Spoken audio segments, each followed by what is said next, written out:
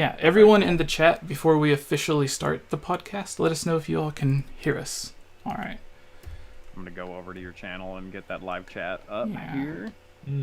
Yeah, someone else said audio works, so... Cool. Yeah. There we go. All right, I think this covers everything. Cool. And retweet that and that. And I posted the live thing earlier for YouTube people, so if they see that image that I posted earlier, then they should be able to see that we're live. I don't know how the community thing works, because sometimes I'll get the notifications for YouTube from like channels I'm not even subscribed to. And yeah, I exclusively get notifications from Larry Bundy Jr. It doesn't matter if I put ring the bell for any other channel. Nothing. Never. Only Larry Bundy Jr. Yeah, he does fact hunt and stuff. He's a great channel. And he's well worth subscribing to. But the only emails I get in my notifications regarding YouTube are him. For some reason, I selected something right at a point where YouTube switched over, and it's never looked back. It refuses to give me notifications for any other channel in my email.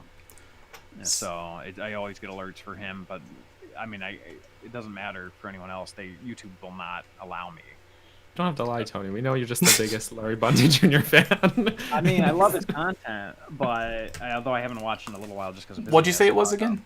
What kind of stuff was it?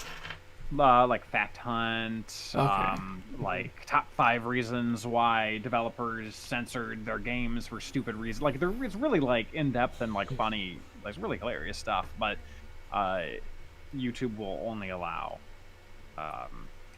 me to receive notifications from him and him alone. Oh, we have a $2 chat already. Do you think really Breath of the Wild 2 will have demise? No. I do not. So. It would be nice. They kind of did a mix in first Hyrule Warriors, where they made Ganondorf look more like Demise, but I think that's as close as you're going to get. Yeah, I think he was one of those one-and-done villains for Zelda. Did you play Skyward Sword, Tony? I did, yeah. I think, I mean, Demise, it was cool in Skyward Sword because it was not Ganon. It was kind of like proto-Ganon in a way. Yeah. But I don't know. I think Demise might be, unless they really do something with him that's interesting. I felt like he was kind of a half-baked character where they're just he keeps coming back. So he's basically Ganon, but he's not Ganon. He's Demise. Scary. Yeah. And so it's maybe they do something really interesting with him, but I mean, I don't have much love in my heart for Demise. Yeah. To be honest. Yeah. Well, to be brutally frank. DJ's giving us a scoop in the chat saying the Breath of the Wild 2 villain is Daniel. Me? Yeah. See, it's a bit meta, though. I have an NDA. No.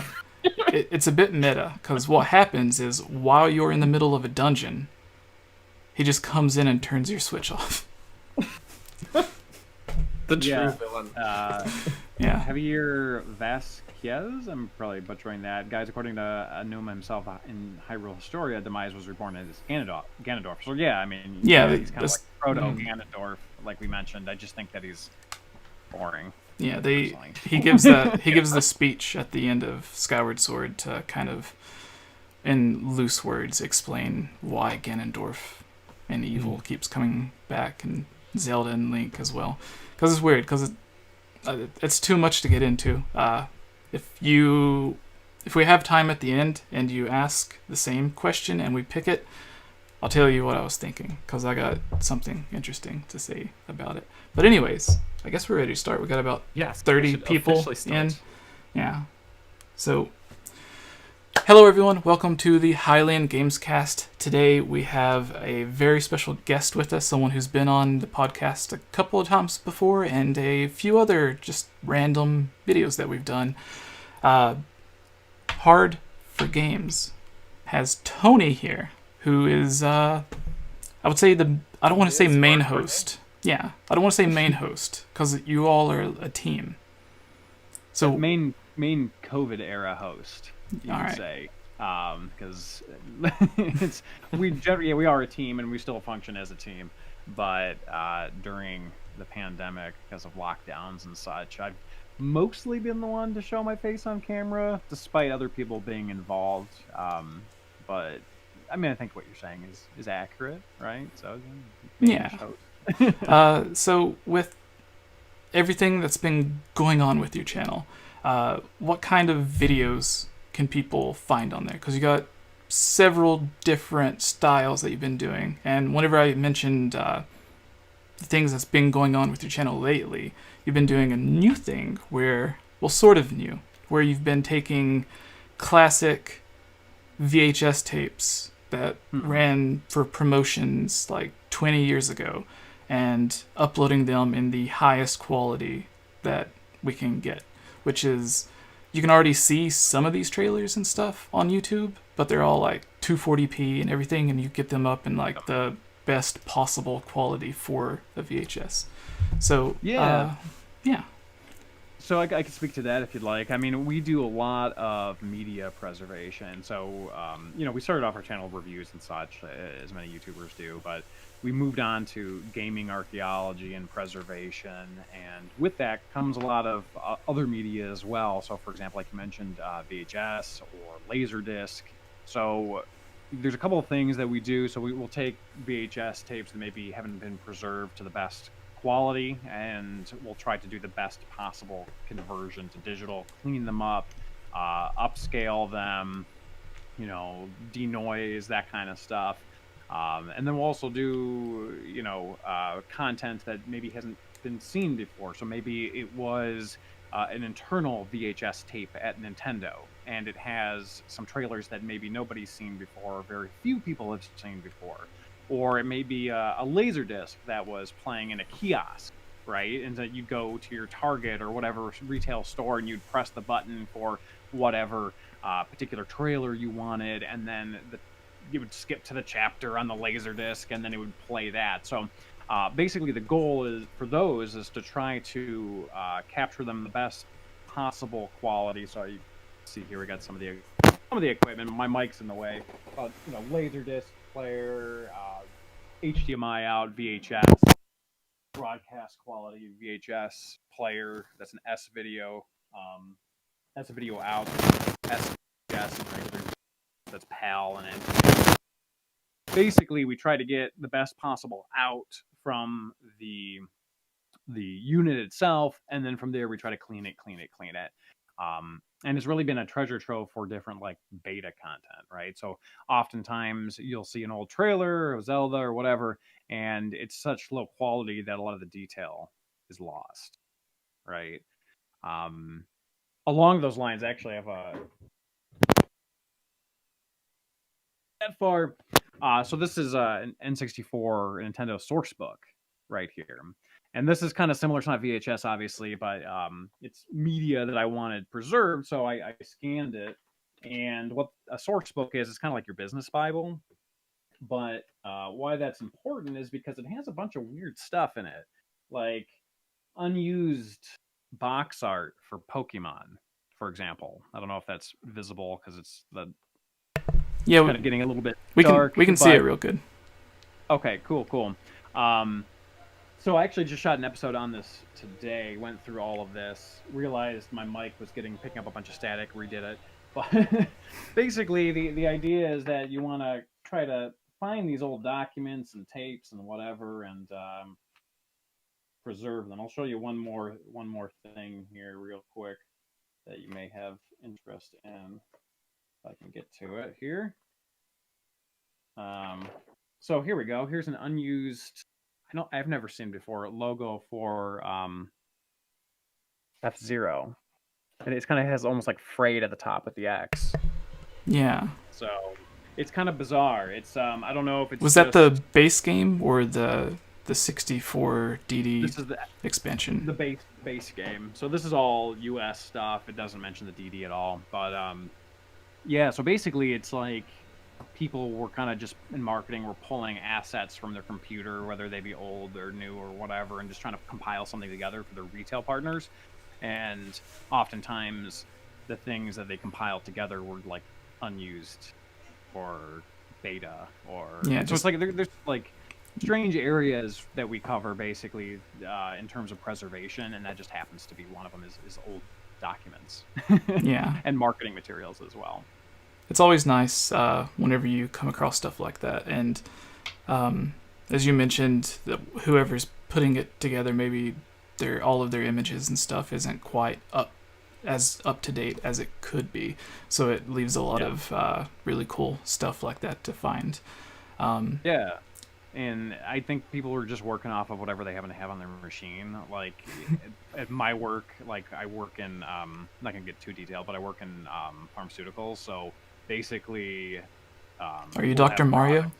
No, I'm Okay. not, unfortunately. But you know, I'll put together an ad or something, and I'll work with another guy to put together an ad, and then you know maybe he pulled an image off the computer that isn't like the 100% up to date version of that image. You know, then you have to correct it. It's like the same thing, right? It's just like any company. You know, people are just pulling together stuff from wherever, and maybe it didn't get past the inspection.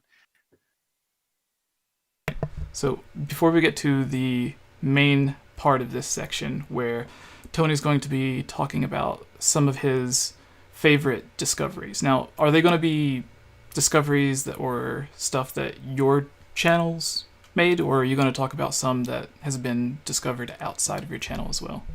Both actually, both, because this year's been particularly interesting, obviously with the Giga Leak and everything. Yeah. All right. Before we get to that, Daniel, you haven't said anything yet. So I was just too enchanted by that book. I was like, oh my gosh, this is really cool stuff.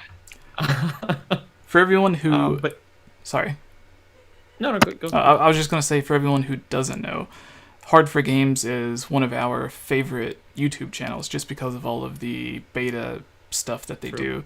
They're one of the, I don't like, because you do so much stuff now, it's hard to just call you guys like just. What was this one series that you had? Beta questing? Beta questing. Yeah. That was how I found Tony's channel as well. Yeah. Was through those old beta questing videos.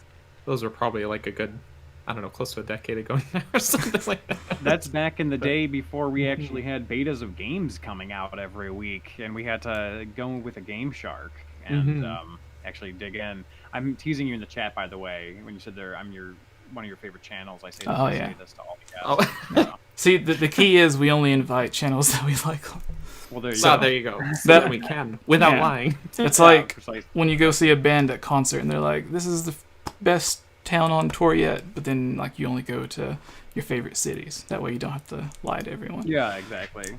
All right, so that's how I found you, and I was going to ask for Daniel to let everyone know how he found you, in case they might be interested in some of the content that he likes on your channel. So was there a specific video that you found at first, Daniel, or? I don't even remember how I came across it, but yeah, it was those old Ocarina of Time beta questing videos, which is great in two facets, because it's really cool, unique information from eras gone by, and the other as well is that Tony and the gang they're just hilarious people as well. So it's genuinely entertaining to watch at the same time. Another one I remember, because I'd seen those old ones and then I hadn't seen anything for a while. Maybe I hadn't dropped a sub at that point yet, and then I came back for your Star Fox 2 video before the Star Fox 2 was actually officially released on the Super Nintendo Mini Classic Edition, and that was a really cool one to see, because that was like one of those mystery games that had a lot of publicity and then vanished out of thin air, and no one had seen or heard anything of it really. So it was sort of this eye-opening cool. And then of course they're like shoving cake in each other's mouths and stuff. So they clearly have a lot of fun with it, which I think is part of the charm. Maybe not as much cake shoving these days, but still there's this this air about you guys that's a very genuine and entertaining to, like, you feel almost like one thing you're learning stuff and you're getting info, and on the other hand it almost feels like hanging out with your buddies at the same time. So I've always felt that. Oh, I appreciate the kind words, first off. Oh, but, yeah, of course. I always felt like, I mean, we got some flack in the past for like not taking like, we'd have like a prototype or a dev unit or something, and people would be, not everyone, like very small minority in the comments would be like, how dare you, like you're drinking a beer, like in the presence of, you know what I mean, like, or it's like you're joking around, just give me straight numbers and ones and zeros, and then let me filter that into verbiage, So I've always felt that, especially like, because our content, it's technical, but it's not super technical. We take basically, like, we have a lot of experts who really understand the stuff, and then we dissect it and kind of present it in a way that's more like consumer friendly. And I don't think that needs to be extremely serious. I think that should be fun to watch because it's a YouTube video. Yeah. A YouTube video about video games too, right? Yeah. It's all meant to be fun. Yeah, so it's like, you can't take yourself and your content so seriously. I mean, obviously you want to do a good job of it. So there's taking it seriously in one respect, and then there's taking it seriously as in, like, you want to seriously do a great job and present it very well. Obviously we want to do that, but you gotta have fun too. Yeah. So earlier you mentioned the Giga leaks, which was a massive leak with a bunch of different games, but most importantly to our channel, it was a lot of betas. It went through so many different names. I don't know what you would call it, because it's like Zelda 64, Ocarina of Time, 𝐓𝐼𝐬𝐢𝐴 Zelda, Master Quest. It went through various different stages where it was the complete disk drive game, and then it was a mix of a cartridge and a disk drive game for the bonus content, and then it was just a cartridge game. So it went through a lot of different names and a lot of different versions, but it was nice to actually see what could have been planned in those earlier stages before they had to maybe condense it all down to just a cartridge size. So on that note, if anyone is interested in any of the beta or unreleased Zelda videos that we've done, usually in the form of a top 10 list, unless it's something that we discuss on the podcast in a more discussion style video, like we did with the Game Boy Advance Wind Waker remake. That was like they only was way back. They didn't really get much at all done, just like a proof of concept basically. And then there's Dylan's Western rollout, whatever the name of it was, that started out as a horror tingle game for the 3DS. So videos like that where there's not much detail on, we just kind of discuss what it could have been. And the joke that I loved from that video was that I imagined it was kind of like that PT demo that was supposed to be like a Silent Hills teaser. Do you remember that, Tony? It was for PlayStation. Yeah, and then it got canceled because there was the whole Kojima controversy. Yeah, it was like vaguely remember that. Okay. Yeah, it was like right after he got. It was the E3 before he got released, after the Metal Gear game or whatever. But it was a demo that some people said that the developers that he was working for didn't really know that he was going to announce it. That he just did it as like, this is something else I've been working on, to try to get fan support behind it in order to help convince that it was going to get made. I don't know. It was a bunch of weird conspiracy theory stuff behind it. I kind of do remember that now, yeah. But now PlayStation 3s that have the PT demo on it, or the PS4, or PS4, sorry, those consoles that people still have those PT demos on it are like auctioning off for thousands of dollars and stuff, because it's so rare to just even have that software. So it's so for the people in the chat that do know of PT, the joke that I liked was that if you could imagine PT where it's just one hallway that does like a straight 90-degree turn, and then there's another hallway, and you're just kind of stuck in this loop going back and forth, and you're trying to figure out all the different scary puzzles in the hallway, while there's like a ghost witch person that's randomly appears to scare you. But my joke was that the game, in my mind, because it was one of those situations where you just literally know nothing about it, you just know that it was something that was planned and that's it. So we were trying to give an idea of what we thought the game could have been, and mine was, instead of a a ghost chasing after you or a witch or whatever in the hallway, it would just be like Tingle chasing after you in the hallway. And so you don't play as Tingle. No. You're No, that's the horror game. It's just Tingle chasing you. But anyways, let's get started with the topic. So if anyone is interested in content on stuff like that, go check out Hard for Games. But as the main segment here, Tony, with all of the new discoveries and everything that's made, you've covered a lot of it on your channel. So I want you to give us a couple from your channel, videos that people might be interested in to go check out. We talked about some of the Zelda content a little bit, but you can tell us more about that as well. Yeah, so, I kind of took a look at 2020's content, and then, there was a combination of stuff that I really enjoyed working on, and then also stuff that I felt was just kind of more significant preservation-wise. I kind of combined them into a couple of different episodes and groups of episodes I thought that, your viewership might be interested in. So, kind of segueing into what we were just talking about. Oh, not this again. Listening to Tony talk about that. No. It did it again. It did it again. So, for some reason, my Discord, it doesn't like me. So, like, I don't know if you guys have this issue, but whenever I'm on my laptop and I click off of Discord after like a minute or so, it'll like suspend it, like I'm not on it, so I gotta click back on it. But I think everything's good now, so just start where you left off. Sorry about that. Okay. Yeah, no worries. So for those of you that are unaware of what the GigaLeak was, it was a major Nintendo hack and release of basically source code and games. There's just a plethora of stuff from unreleased and early versions of SNES titles like Yoshi's Island to source code for Mario 64 and Zelda 64, Ocarina of Time.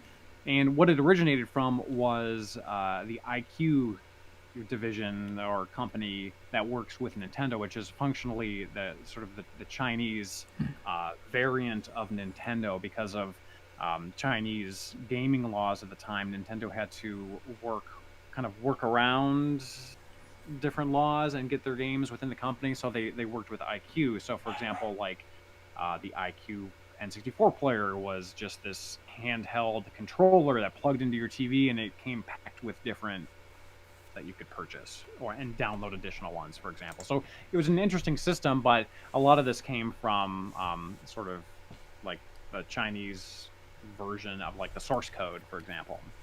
But with Zelda specifically, there was a lot of content in there that we had kind of seen before in screenshots, but never really got to explore. So there was the FST Dan, which is assumed to be the first dungeon that was recreated and populated with enemies.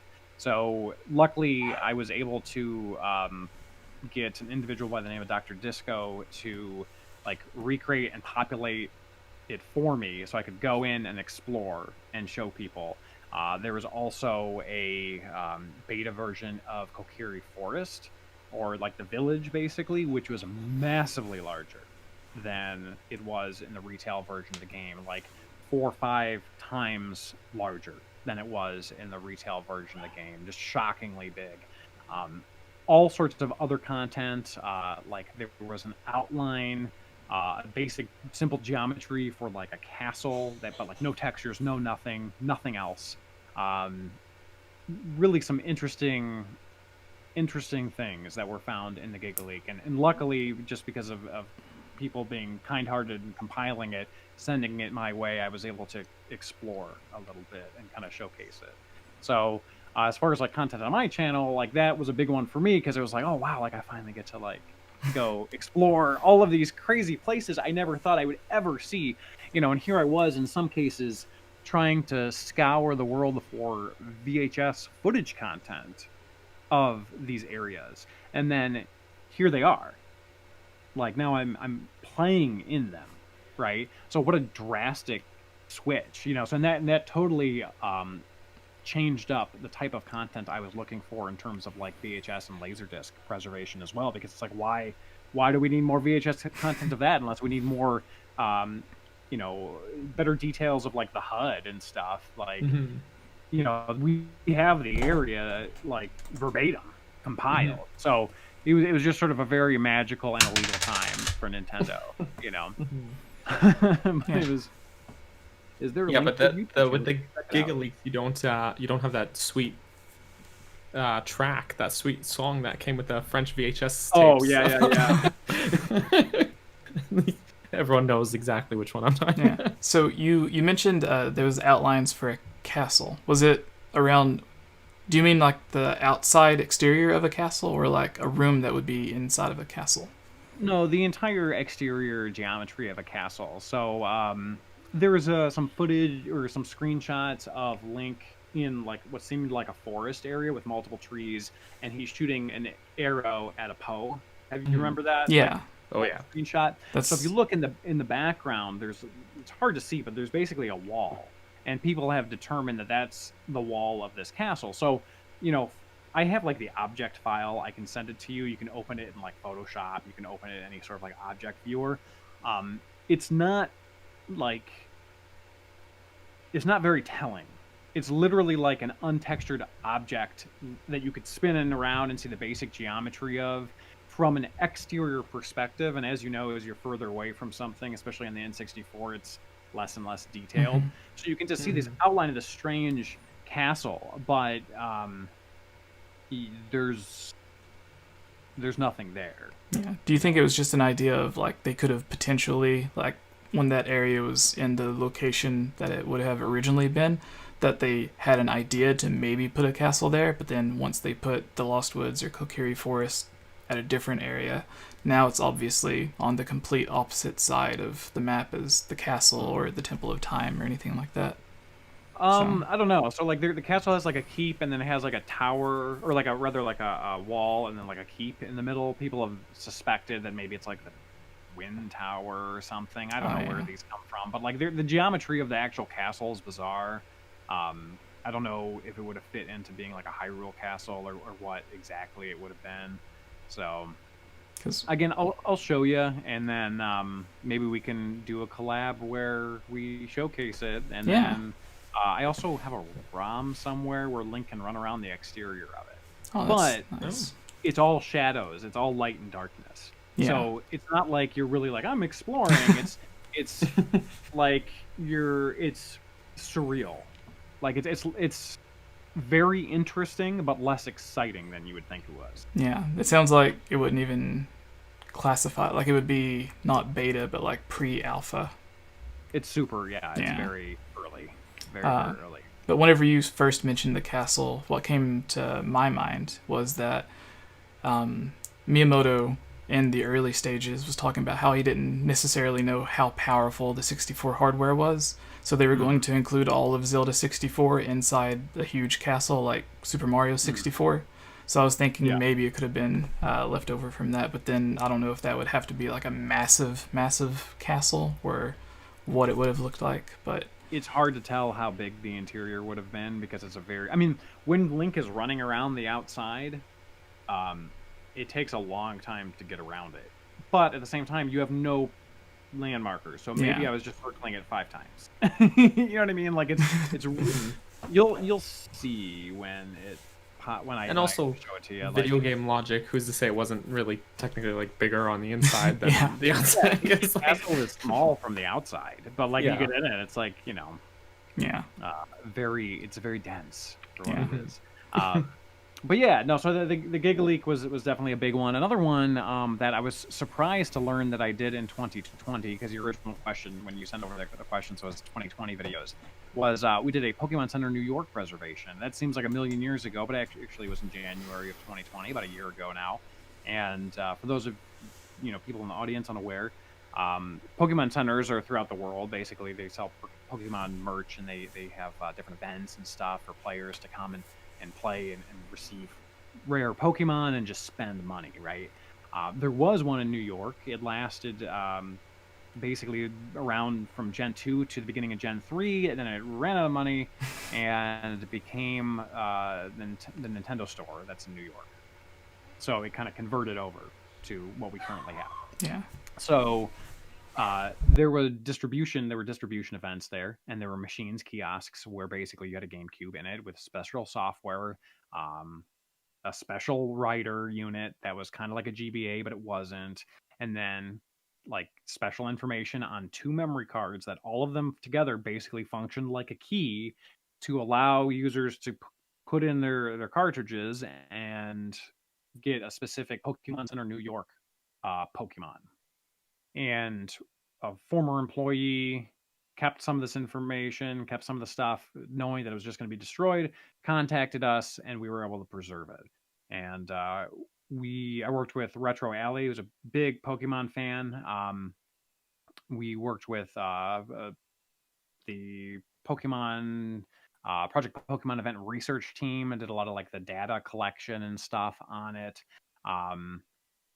We worked with Grace and Julie from PokemonCenterNewYork.com. They had done some previous history of the center. But basically, it was a way for people to get these ultra rare Pokemon.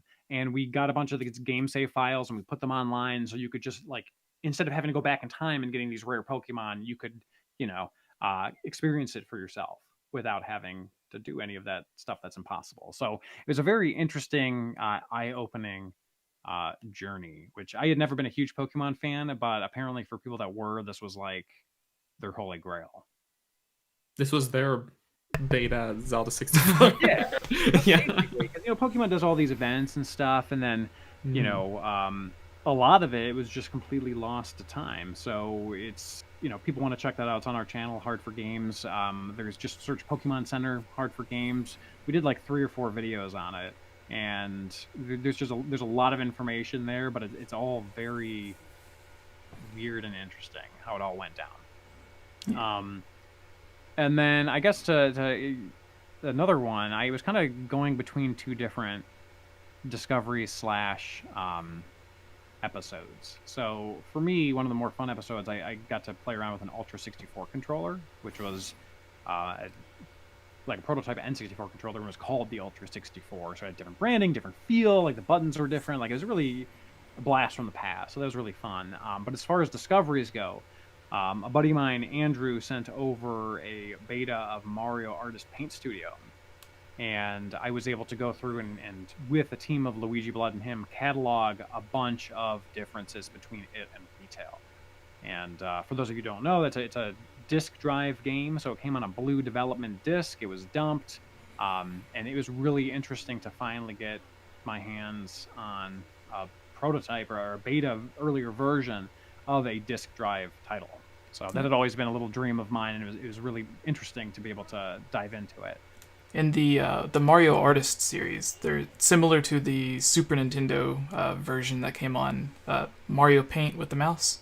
But then with the Nintendo 64, instead of just the one game, didn't they have like 6 or 7 different games planned that would all like work together, but then only some of them released? Yeah, pretty much. So Mario Paint Studio is the most similar to Mario Paint on the SNES per the title, but they also released Polygon Studio, where you could basically create polygons. You can make your boats and sail it around or whatever. And then there was also Talent Studio, which was an animation suite. And so these were, imagine like a Photoshop or a Premiere Pro or like an Audition, like these Adobe Creative Suites. Imagine like if Nintendo did it, but like in the Nintendo 64 era. And then there's also a 4th disc, a communication disc, that you could swap content between them. But per your point, they were also going to be creating a game maker and like a text editor program and a music maker. So, if you were making Polygon from Paint, you created a texture and then imported it to your Polygon and then animated it with Talent Studio, and then you were able to add music and then you put it into the game maker. You were essentially, they were trying to allow you to create games with your 64 disk drive, but it never got that far. Yeah, like a very technical version of Super Mario Maker, but with like all of the different elements separated. Yeah, like a much too complicated version of Mario Maker. Mario Maker is that was kind of the in a way the genesis of like Mario Maker, but Mario Maker is a much better implementation of it because do you really want to have to buy 10 discs on N64 and swap meticulously between them to kind of create something. You know what I mean? Like, ultimately, it wouldn't have worked, and it didn't, right? So, Mario Maker is a much better result of that ambition, I feel. All right. Before we move on to our next topic, which is going to be our predictions for the 35th anniversary of Zelda, you mentioned the Pokemon Center employees they'd sent you the stuff for you to preserve this information. So, what is something that you think of as like the most insane or the coolest thing that you've had someone send you to either be verified or tested or preserved? And I also imagine it can be kind of stressful because in some of your videos you've mentioned how easy it is on the blue development disks to erase the data, right? Not for me personally to erase the data. I mean, I'd have to really screw up. I'd have to be like, specifically be like, oh, right over this. But you know, time and mishandling of those things can definitely destroy the data. So yeah, I mean, it can be, but normally it's more stressful knowing that it's not preserved. You know what I mean? Like there are a couple people who, you know, no one owes me a game to dump. You know what I mean? They're all their own content, so it's like, you know, they can send it to me or they don't. You know, it's up to them. But there are some people. I just had to preface it with that because I was going to say there are some people who keep saying that they, you know, have these undumped games and they're like, yeah, you know, I'm going to send it to you. I'll get around to it this or then or whatever, and they're like totally undumped games, and it's like, not that I'm afraid of like data rot or anything like that, but like, you know, if there's a house fire like this person has, or like a flood, or like, you know, it's more nerve-wracking for me to be like, you know, I really wish that they would get on this. Like, if they either have me dump it or don't, but if you're going to say that you're going to have me do it, let me do it so it can be done, you know, and preserved. That kind of makes me more nervous than anything else. But in terms of wow, crazy factor stuff, probably that Ultra 64 controller that I mentioned just would be probably the craziest in my mind, just because I think like 2 of them exist. Wow. And, you know, growing up, I had always thought of the N64 as the Ultra 64 because that was the original branding. It was like so sexy, you know, like it was like a cool name, you know. And I'd always been so disappointed as a kid when they switched it over. I mean, it really doesn't matter, but you know, in my brain, you know, my childhood brain. So being able to like handle it, I thought was like really cool. Like I just thought it was like really, you know, even though functionally it's a controller, but being able to like mess with it a little bit was personally like pretty exciting. I don't know if anybody else felt that way, but Do you know if it was I don't know if there's any way that you'd be able to tell, but like, was it in like a US version, or could you tell if it was like from the Japanese makers? Or all of them at that point in time were Japanese, I would guess. It had a RJ11 connector, so not an RJ11 connector is your like a phone jack. So it didn't connect into a regular N64. Like, we had to take the components and put it into an N64 controller to be able to utilize it. So all of those were like being connected with basically you had your indie Silicon Graphics workstations with your Ultra 64 dev like motherboard that you put into them, and then you plug in the RJ11 adapter. So, you know, where that was being utilized, it definitely wasn't for show anywhere because it wouldn't have an RJ11 adapter, but it probably was being used for development in Japan or somewhere by some very early onboarded, you know, possibly third-party developer, but likely first-party. That's what I was going to say is, like, do you think there was the chance that someone at Nintendo could have been using it to, like, actually make some of these early games? Yeah, if only tech had memory, you know? Unfortunately, it doesn't, so we really have no idea. Did the It could have been. Who knows? I mean, it was for a development system, is what it was for. So yes, probably there was some development going on with it, but who knows? Did the back extension for the add-ons and stuff, were you able to test with that? Because it's been a while since I've seen the video. Because of the 𝐅𝐴11 connector, actually I don't think I put anything in the back of it. Maybe I was too afraid to. I don't remember if I did or not, but we had to basically like showcase it as it was, and then take the housing for the joystick and put it into an N64 controller, and then mess around with that. So at that point, to really be able to get anything to work, control or a rumble pack wise, it would have just been on an N64 controller. Right. Oh, we got Sorry, there's a $2 chat. It says, what will the next Breath of the Wild trailer happen? All right, we will get to that in our next topic in just a second. I have an exclusive information on that, actually. No, Daniel's nobody the bad guy. Yeah. Well, to answer your question, yeah, I mean, I just think that the Ultra 64 was it was just a lot of fun for me personally. I don't know if it was a huge discovery or anything like that, but it was interesting. It was interesting to look into, and strange, like, to see the differences between the retail version and that. Like, it was much more of an adult-sized controller. The arms were longer. Everything was bigger. Like, it felt more appropriate in my adult-sized hands versus, like, an N64 controller, which is made, like, for more so, not necessarily exclusively for, but more so for children's hands. So, like, if you were to feel the difference, you kind of would know what I mean. Do you think it was sized better for the adults that would have been using it to work on the games? Possibly. All right. That's an interesting theory. I never thought about that. Yeah, it could have been. But I mean, the N64 controller isn't impossible to hold as an adult, so I mean, who knows? All right. And or the designer was just a really big guy, and they're like, "Yeah, Don, you're too big." Yeah, you're too big. Remember, the rest of us are. Yeah, exactly. Who knows? All right, Lost Daniel. in history, I guess. I've been kind of taking this one over with all the questions. So do you have anything for Tony? I mean, I actually was gonna ask a very similar question because, yeah, a lot of my favorite videos, you get these really cool things sent to you. Like, there was like a gold-plated Xbox, and then like you mentioned the prototype. No, he had that made himself for his birthday. GBA as well, I think, that you had gotten, and some other ones. So I don't know, that was going to be my next question. But I guess since Jesse took that one, I'm sorry.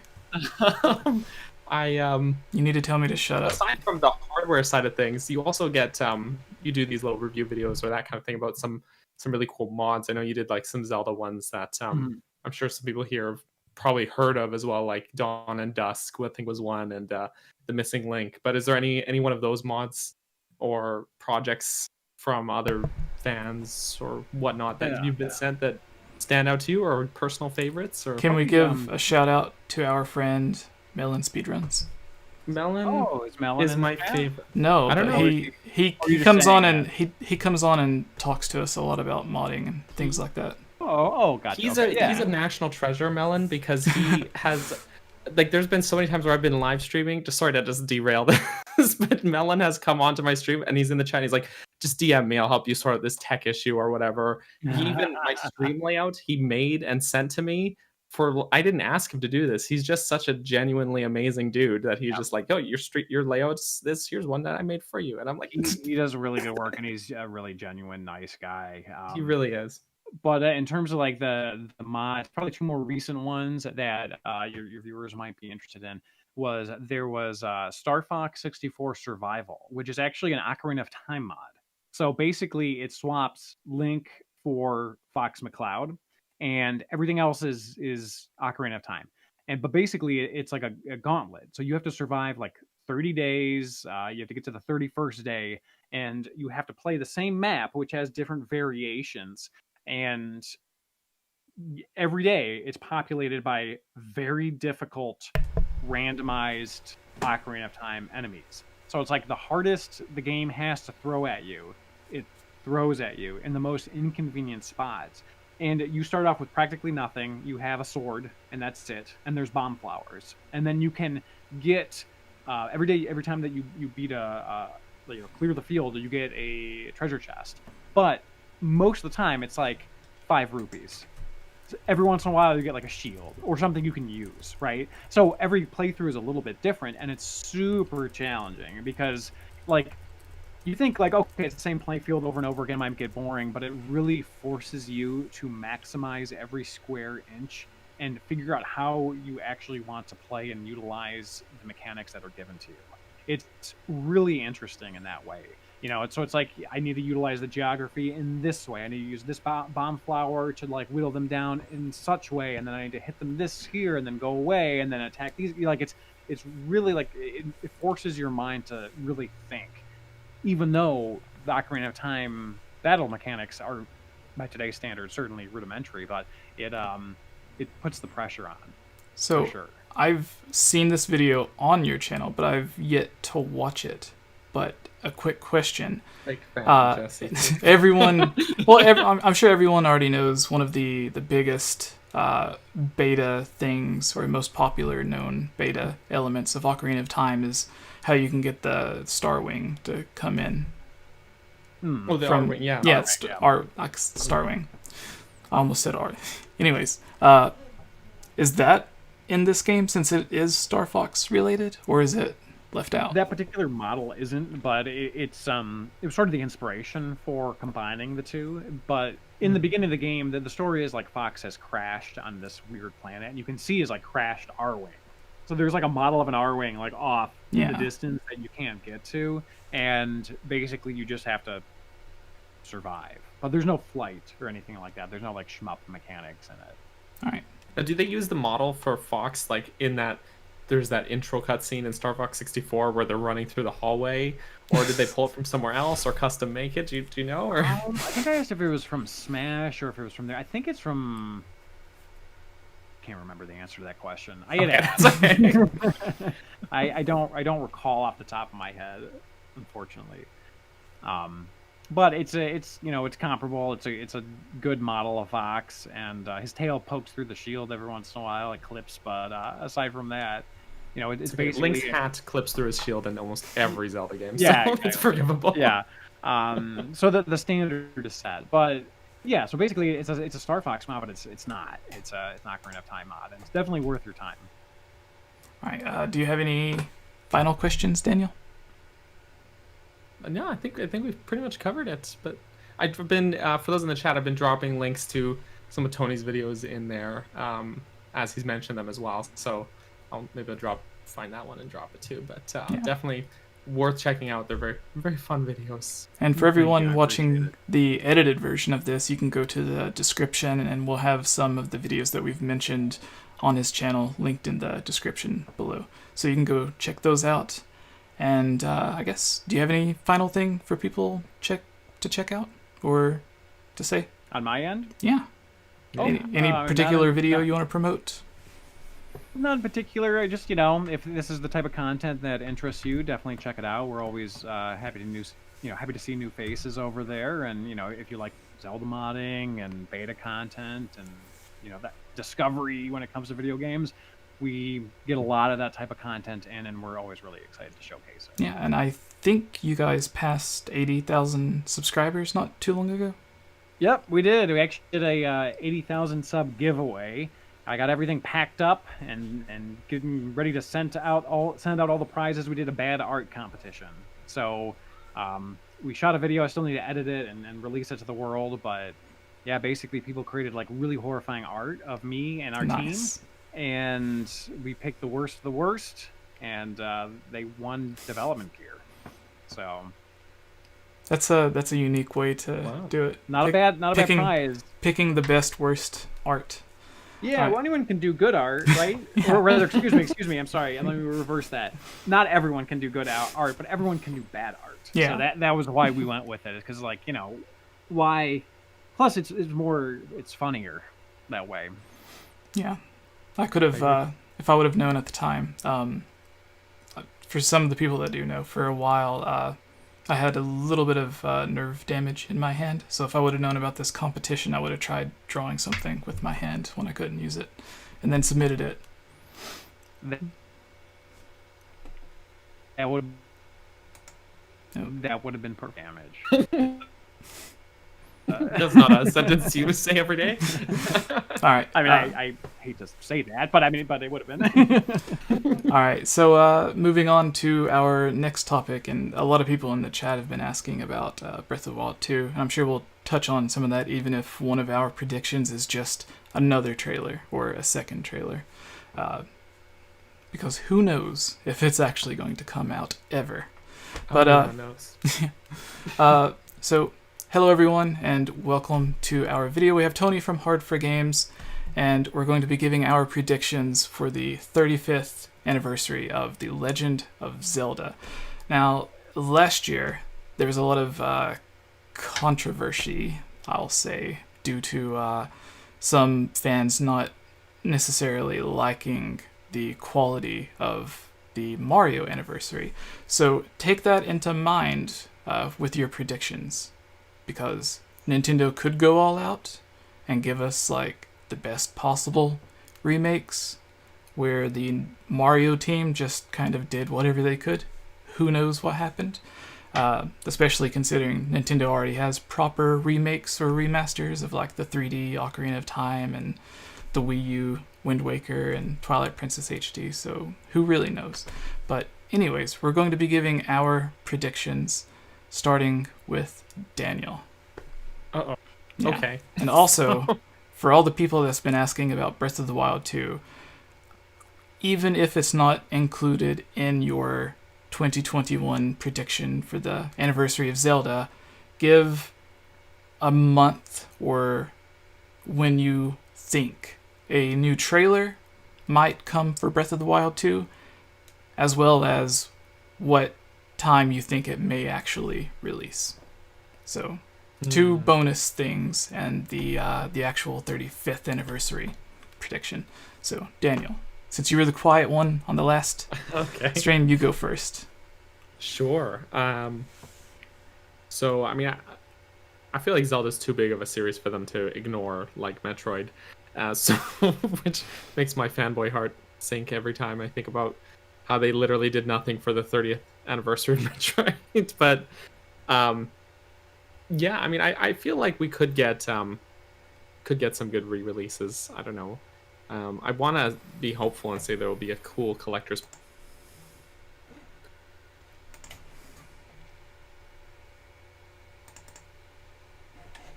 He's back. He's back-ish. Yeah, sorry guys. You just have to keep Discord, I guess. You can't look at anything else, otherwise Discord decides to quit on you. All right. So the last thing I heard before it cut out was cool collectors thing. Oh yeah, a cool collector's pack or something would be. I don't think too out of the question. They gave us one on the GameCube, which I guess is a while ago, but it doesn't feel like that long ago to me. But, they haven't really done any other like collector's editions since. It's like they have with Mario. Like Mario really got a lot of those. Like they got All Stars a couple times, and then they got now 3D All Stars, and I feel like Nintendo could just throw Mario out the window and it'll sell every time. Not to say that it doesn't with Zelda, but I feel like they're a little more precise with their Zelda releases. So, but yeah, I think you like a tying together a trilogy pack for Zelda is a little trickier though than Mario. But do you think it would be trilogy? I mean, often these things are, right? I don't know. Yeah. Trilogy feels right to me, like emotionally, or just like when you think of they're gonna come with a pack of games. Usually it's trilogy, right? Yeah. But like Often. Mario, the 3D All Stars, their trilogy of games there. It's like he was one from each console generation, so it's sort of representative of Mario's sort of history.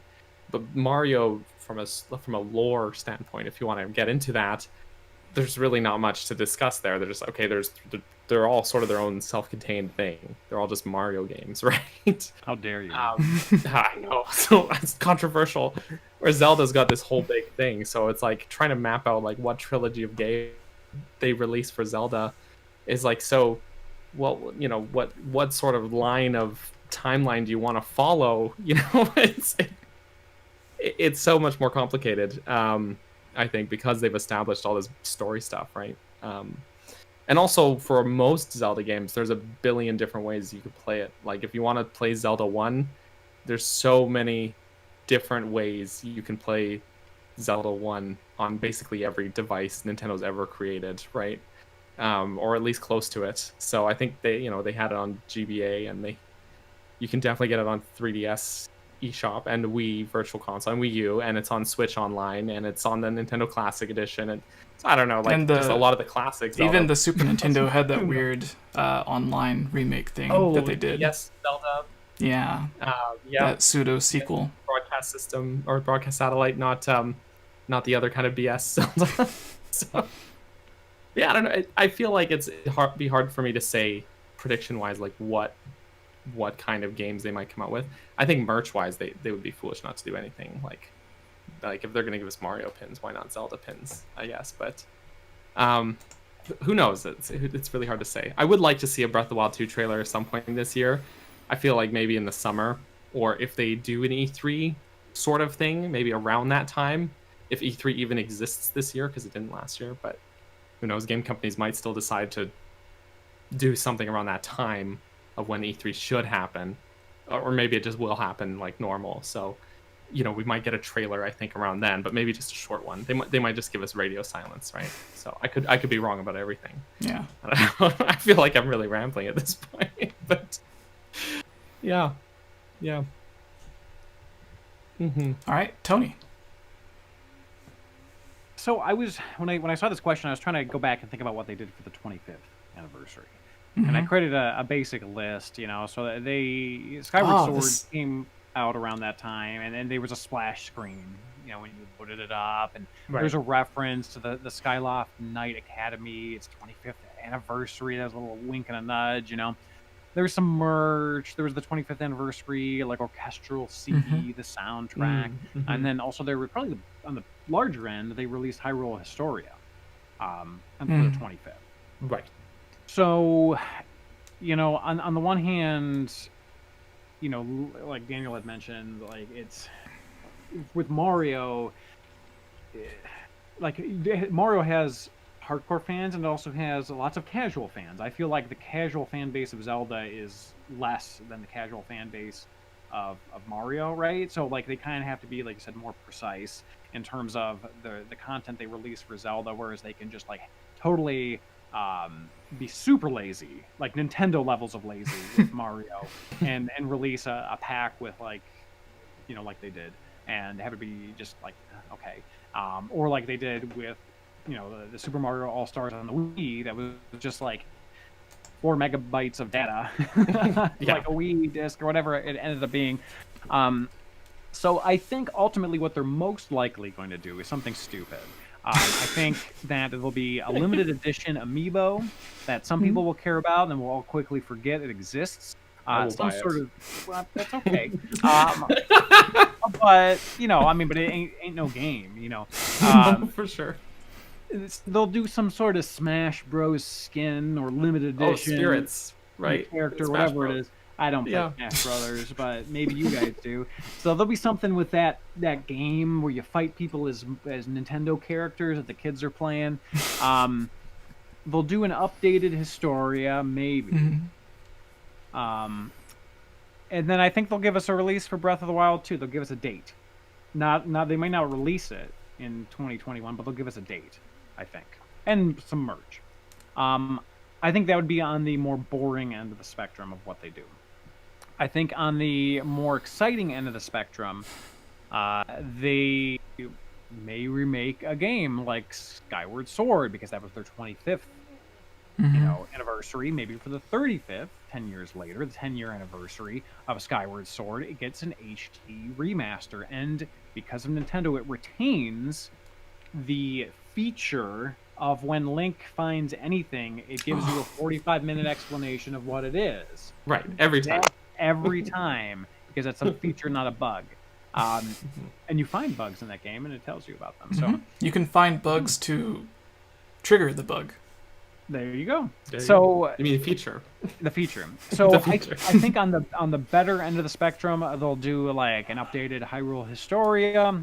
They'll do some cool, some really cool merch, and maybe they'll remaster a game. Will there be a game pack? We haven't seen a game pack of Zelda titles since like 2002. like with Wind Waker, 2001 or whenever that game released. It's been 20 years since they did a game pack of Zelda. In the meantime, they've done 2 additional game packs of Mario in that period of time. So I don't think we're going to get a game like any sort of trilogy, but I could be wrong. So, anyways, I hate to be downtrodden, but the Nintendo I know and love is lazy, and my guess is that it won't be much. No, I'm kind of with you there, honestly. So, and Mario is like they can put out whatever they want with Mario, and it'll sell. Like everybody loves Mario. Well, you got to keep in mind, like people are like, oh, it's so Sunshine is so lazy. You see these, like, for example, the debug cubes in that one particular level. Like 99% of the people that bought that game don't know what debug cubes are and don't see that as an issue and like don't care. You know what I mean? So it's like, it's just, I don't know. I think that they know that they can just do their thing. I think Nintendo's often on fire, but when it comes to like fan servicey stuff, it's just kind of like whatever. They're like, Anyways, sorry. No, I like it. Like a trilogy pack or a game, a collector's edition. Like you said, there hasn't been one. But as I was mentioning earlier, like I don't think you could really pair up any like just 3 or 4 games or whatever, and it feel like quite right for them to be paired up anyways. Yeah. Just even from a fan standpoint, You could maybe do like chronological stuff, like Zelda 1, 2, and 3, Link to the Past, or you could do Ocarina of Majora's Wind Waker. You know what I mean? Like you could kind of, but once you get to like past Majora's Mask, it's like, well, would you pair? You have a split timeline, so would you pair it with Wind Waker, or would you pair it with Twilight Princess? And then you have Skyward Sword, which goes back in time and doesn't really connect to anything other than it being kind of a genesis from the series. So it becomes needlessly complicated at that point to try to find like a themed pairing, I guess you could say. Yeah, exactly. They might do like you mentioned spirits in Smash or whatever you want to call it. They have those spirits thing that nobody pays attention to, or at least I don't. And they always have those events and stuff going on for every little thing. So I have no doubt that they would do something in Smash Bros. There. But yeah, I think I'm on board with everything you said. But remake of Spirit Tracks. Oh boy. Oh, if they could put it on mobile, and I would just cry and cry. That's the one game I started, other than Zelda 2, just because I was like, it's not.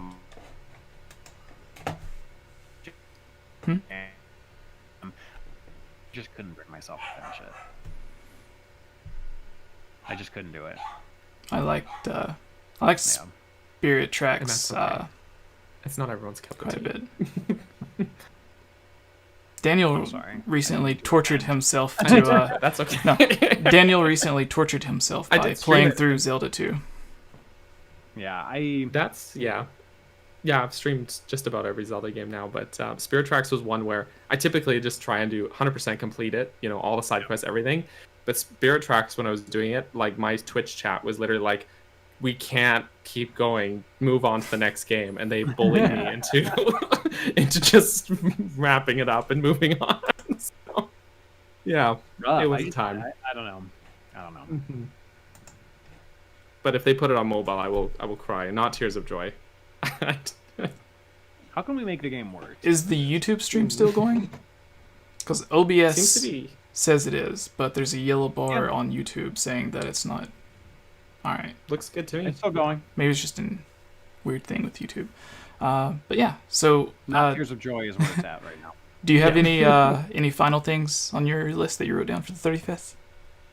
Not on my end. Right. That pretty much covers it. It was just sort of a tirade. I'm sorry. All right. I was going to start mine off by saying I don't want to break people's hearts who have their expectations set too high, but you guys are kind of at the same level that I'm at on this. So whenever I started thinking about this, after the Mario 35th anniversary was announced, everyone started making, like, you've seen everyone photoshopping their dream games in a collection and everything. And it would be tons of different things, but just like Tony said, there's no real way that you could have it to where it's like just 3 games and it still feels right, because you either have Ocarina of Time and Majora's Mask and then Wind Waker. But then, like, Wind Waker kind of feels odd in a collection without Twilight Princess. And then, yeah, so, and then if you skipped Wind Waker and just went to Twilight Princess, it, like, might fit more aesthetically with the visuals, but then you're missing, like, it, yeah, it's just, like, a weird thing. Well, and either way, you'll have camps of fans who will just be angry no matter what, right? Yeah. Like, you will have... If they did, like, you know, Skyward Sword, Ocarina, Wind Waker, you're going to have the hardcore Twilight Princess fans coming out with their torches and pitchforks and, you know, like... No exaggeration, there's no Tony. We, I think it was, like, one of the first podcasts that we did once we got home from E3. Where we... Mm-hmm. What, Tony? I think I know which one you're talking about, but go on. Oh, I thought Tony said something. Oh, no, I said, mm-hmm. Okay. So we had, we met one of Chiblima's friends, one of our other co-hosts who's not on here. We had one of her friends on that we had met there, N64 Josh, and we talked about some controversy that was going on just because to us it was just so ridiculous. But everyone was mad. Yeah, that's a good word to use. Everyone was mad that the trees in the Pokemon game did not look as good as they could have looked on the Switch for Pokemon Sword and Shield. And so we made the video talking about it and giving our thoughts. And then almost every comment that we got ended up in, like, the spam folder because it was people that were mad about the trees telling us that they were now mad at us and other choice words for not being upset about the trees. So yeah, you know, Game Freak and the Pokemon Company are also, I mean, they're also known for recycling assets, and Sword and Shield were kind of their first foray other than Let's Go, which weren't kind of, I mean, they were 3D, but they kind of weren't, like, exploratory behind the shoulder type of 3D, you know. Right. So, like, you know, they I haven't played them, but I've heard amazing things about them. I've watched people play them, but, you know, fun, yeah. The company that makes those games isn't known for, like, incredible levels of detail. Right. You know, mm-hmm. that's not their jam. And that's not what they're all about. I think the only time that they did show off a lot of really good detail was with the Zelda Wii U tech demo, and that's all that was just a tech demo.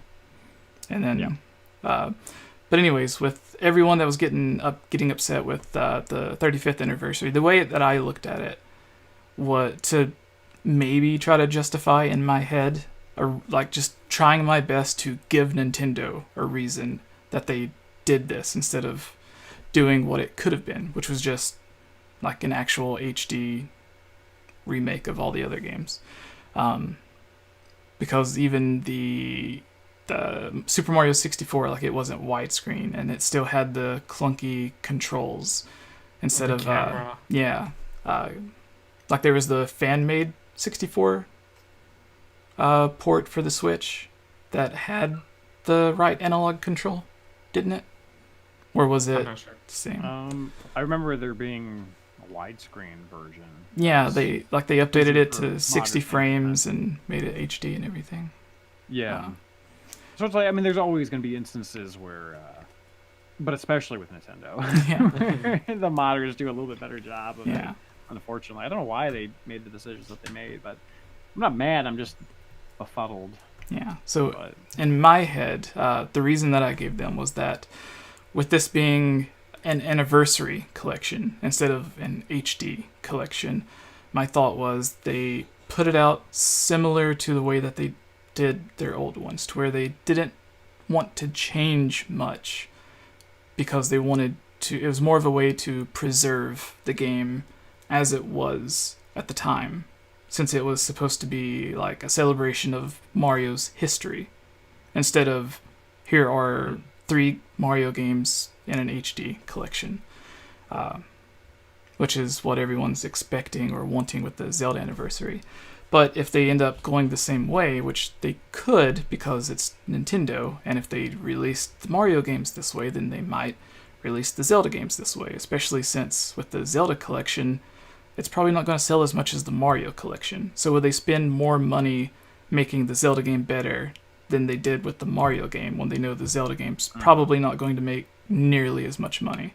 So you would think it would have been the other way, to where they'd put more money in the Mario because they know it's going to make more. But anyways, but they have kind of a way out of that, to where before they had, I wouldn't even call it an upgraded version, but they had the other DS version of Super Mario 64 that still ran at 240p, I think. I think they technically have the same resolution, but it just had updated textures and a weird way to play because you had to use the stick or the stylus. You use the D-pad for that. You're talking about the Mario DS? Yeah. Yeah, you didn't use the... Yeah, that was D-pad. That was the D-pad. Yeah, so... Which still feels weird because, I don't know, I feel like a 3D game like that just wasn't made for the D-pad, right? Yeah. So they had that for Super Mario 64. They've never done anything with Super Mario Sunshine. So the only version of that they had was the GameCube version. And something similar with Galaxy, to where in China, on again, going back to the weird China laws because of having weird video game laws there, the Nintendo and NVIDIA, who makes the CPU and hardware for the Switch, their NVIDIA Shield, which is just like basically a gaming tablet thing that you can also plug into your TV, they put a bunch of Nintendo games on it for people to play, like a weird version of Twilight Princess that was a mix of the HD version and the GameCube version. And then they had like Super Mario Galaxy and some other stuff on there. And so they had like a weird version of Super Mario Galaxy that they could have put on the Switch for this collection. But from what I read, it's like half emulated and then half of the engine's running natively instead of one or the other, because it's not quite powerful enough to emulate Galaxy, but they didn't want to take the time to natively port it all the way to the Switch. They just thought it would be good running as it was. So it's a really weird thing. But with Zelda, they already have the remakes of the N64 games that look good if it's up-resed, and I think they could easily put better textures on there. So they could put those out on a collection if they didn't want to put the 64 games. And then Wind Waker, unlike the Mario game on the GameCube, it's already remade. Twilight Princess, it's already got a remake as well. The only one that doesn't is Skyward Sword. And there was a bunch of people that put Skyward Sword on their collection, but I don't think Nintendo would do that because they know it hasn't been remade yet. And if they remade it by itself, they could just sell it for $60 instead of selling it as part of a collection. So if we did get a collection, I don't think Skyward Sword would be there. I think it would be something like what Nintendo did with Mario, to where they were like, here are these 3 games. The first and only Nintendo 64 Mario game, the first GameCube Mario game, and the first Wii Mario game. And I think it might be something similar with Zelda, if they did put 3 games on there, to where you would get Ocarina, Wind Waker, and then Twilight Princess. And then Skyward Sword would be like how they did Super Mario 3D. Was kind of on that line though, because it was technically the first like Wii Zelda game, but it was also the last GameCube Zelda game. Right. So like it's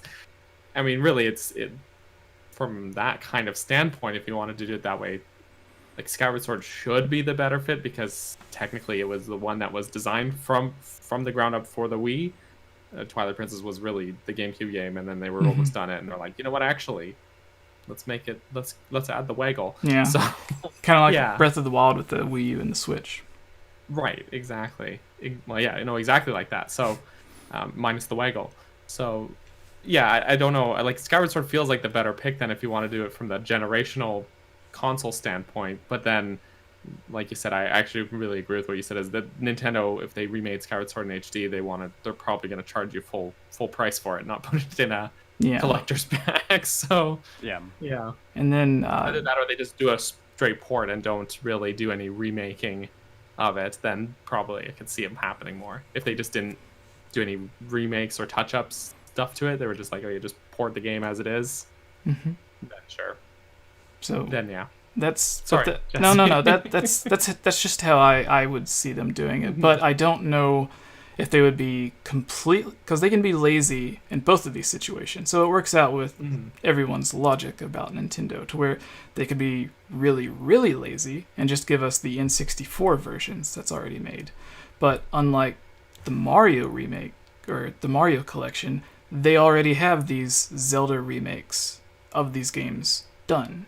So they could just port those to the Switch instead of the original version. So either way, they have their option of how lazy they want to be. Because on either version, like if you get the 3D games and then one of the HD games, you're not getting, like they're not having to go in and completely remake an entire game, like they did with the DLC with Super Mario 3D World, like the port of it that they're doing. So I think it could be something like that, to where you get the 3 games, maybe 4 if we're lucky, to where it's Ocarina, Majora's Mask, Wind Waker, and Twilight Princess. That would be a lot, but could be possible. Who knows? And then they say this is limited or whatever, and then later on, like look forward to this other Skyward Sword HD down the line. And I think it could be something like that. And I think that they will do a book again, but I don't know if they would do it for the anniversary. They may announce it for the anniversary, but then release it after Breath of the Wild 2, like they did with the original Breath of the Wild book. That way they can have all of the information about the new game instead of having to do it. It's kind of, I don't know. But anyways, that's my thought on that. And I'm probably completely wrong, but we could all be wrong. We'll find out in a couple of months. They could come out swinging and give us the best anniversary of a video game ever. Who knows? Yeah. Or it could be literally. I think aesthetically, and they could do this, instead of having one collection of 3 games or 4 games, they could have like the 3D collection and then the HD collection, to where it's the 3DS remakes on one cartridge and then the Twilight Princess and Wind Waker, because that would fit better, because then you have the 2 GameCube games and the 2 N64 games. But then you would still have people, even though they're getting remakes of all the games this way, they're still going to say, well, now I have to buy 2 instead of the thing. But I don't know. I think they'd be more likely to do what you just suggested. Combine the 3DS games and that way they at least look similar, because if you don't touch those up, you're going through from a low, although it's a much higher poly count than the N64, you're going from a low resolution, blowing it up on your your HD TV, and it'll look rough and jaggy, But so if you have similar looking games in the same collection and kind of with an explainer as to where they're coming from, that would probably make a lot of sense. And then you have your HD collection where, like you said, you have your remasters on that one. Because the reason I say that is it just feels incomplete. Like there would be a lot of people with OCD that would just break their case because they would see Ocarina of Time without Majora's Mask, and everyone usually thinks of those 2 games as a couple. So it's you would look at it, and even though in the same way they did Mario, to where it's the first game from each console, it makes sense if they did it the same pattern, but it would just, if it went from Ocarina to Wind Waker to Twilight Princess, everyone would just be but why? It's the same engine and everything. You could just port it the same way. But anyways, and the trailer, I think we will get it on the same day in February. And I'll go a step further and say, I went back and listened to a few. I just dropped that. I listened to a few of the interviews that we did with some of the voice actors from Breath of the Wild, and then again when we interviewed some of them for Age of Calamity. And they started in March and finished audio in June for Age of Calamity. And I think they said the same months for when they did Breath of the Wild. So if that follows again, then it could mean Breath of the Wild 2 audio could start this March and go to June, since it did the same months for the other 2 games. But that's just speculation. And, but But if they did do that, then they wouldn't have the English audio ready for a potential trailer. But they didn't come out with the English audio and a trailer for Breath of the Wild until way later anyways. Because at first it was just there was like no dialogue or anything to need right an audio. It's like, here's Link on a horse. Yeah. So all right. yeah, So this is up to you, Tony. Do you want to do the theory, or we can hurry up and do the 3 questions for the mailbag? It's all up to you. What are the mailbag? I don't know. It's just people in the chat asking questions. It seems like people are just arguing about the They really are. And I keep glancing over it, and I'm like, settle down, children, settle down. So, I mean, because I've been keeping up with it, which is my eyes are kind of darting all over the place. But I mean, do you see some that are non-demise related? I also don't mind the theory ones. I wrote down a couple of them that I thought were silly. All right, we can try to get through that really quick. And everyone in the chat, Okay. give us your questions. And if you send a super chat, then we'll answer it immediately. But we'll try to get through this theory thing, because I've been looking forward to this. Okay. So you already have yours written down, you said. I do. Okay. I got my Word doc up. All right. Do you have yours already thought of, Daniel? So this is just to clarify ground rules, just like old theories that you either made or you used to are believe. not really a fan of anymore, but maybe used to be, that sort of thing. Okay. Yeah, because yes, I've got we one. did I'll explain it in the intro for this section. All right. Hello, everyone, and welcome to one of our Zelda theory discussions.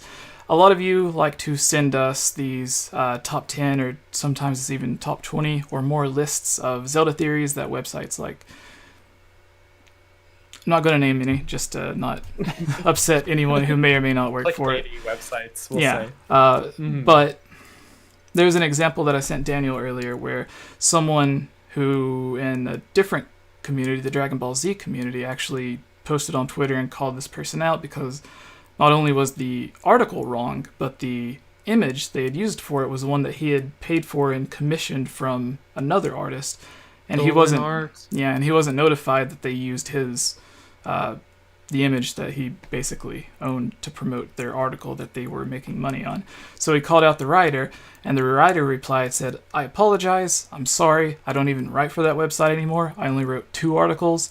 I didn't even get to write what I wanted to write. They told me what they wanted me to write about, and after I wrote it, they told me that I had to follow their formula and write it the way they wanted it to be wrote, that they already had a formula structure for the articles on their websites. And if you know any of these websites, it's basically copy and paste from other websites, because you'll see the same top 10 list, but then it'll just be like rearranged, and sometimes there might be a new one. And then there are some that just don't even make sense. So Daniel and I get these. Sometimes we have a guest, they go through with us, and we'll either go through the whole list or we'll just pick out the ones that we don't like. It actually makes me feel bad a bit roasting all of these articles and stuff, because it's like, it's almost like they were forced into it. We're like, oh, here we've been just like absolutely torching these poor writers. Yeah. And the same way that I'm sure Tony does. Oh, Jesus. Perfect. All right. So, and I'm sure the same way that Tony does on his Hard for Games channel, I'm sure that whenever you talk about something on your channel, if you have it written down or scripted, or if you're playing through and you're talking about what you're playing, you're never just coming up with random stuff off the top of your head. Or if you do talk about something specific, especially if it's something that other people may not know, then you'll want to show what you're talking about on screen.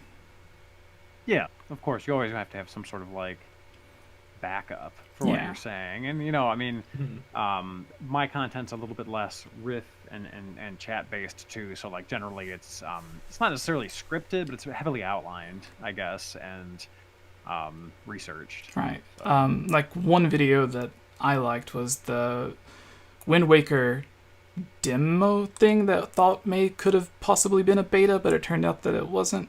Someone sent it to you to check out, or I forgot exactly what the it's funny situation was. because we did find a Wind Waker beta, but that video didn't do nearly as well as the disc that turned out just fool to be me a hoax. once. Yeah, exactly. So, I was like, people don't really care about this beta content, but no. Oh, sorry. What's that? I was going to say I mentioned your Wind Waker video because we happened to have you on a Wind Waker video that we did talking about beta stuff. So yeah, but basically there was a disc that was floating around, and owner said it might be possible beta of Wind Waker at a different title screen, but that was the extent of it. That was literally all that was different. Build date on the disc once we dumped it was the exact same as retail. So basically, the way Nintendo would do it with their first-party, GameCube properties, it would be like it would tell you an exact, to the moment, date that everything was compiled, right? And then it would be impossible for two different builds to be compiled at the same second, right? So that's how we, functionally, how we figured it out. There were other clues too, that it was a fake, but yeah. all right, so that's an example of what I would say professionals, or people at least that care about what they do, would do. Is they wouldn't necessarily just make up random stuff or whatever. And if they did come across information, they would at least try to show it on screen. Even if it's beta stuff, sometimes you do have to speculate. Like, what could this item have been used for? The iron boots in the game, but they're not in the game, so it's like, where could you have got them? Who knows? But anyways, they are in the game though. Yeah, they're in the game, but that's just an example though, because we were talking about Wind Waker, so it's tangentially related. But anyways, so that's what we do. And then when we talk about these other theories, we try discussing why they aren't even necessarily theories, because technically a theory would be something that you can't necessarily prove, because it's not Miyamoto coming out saying like, yes, this is true. So you have to, if you can't disprove it with in-game facts, then it holds up as a theory. But if it's something that you can just point to in-game text and be like, no, it says this, so that can't be true, then that's kind of what we do, and we explain that.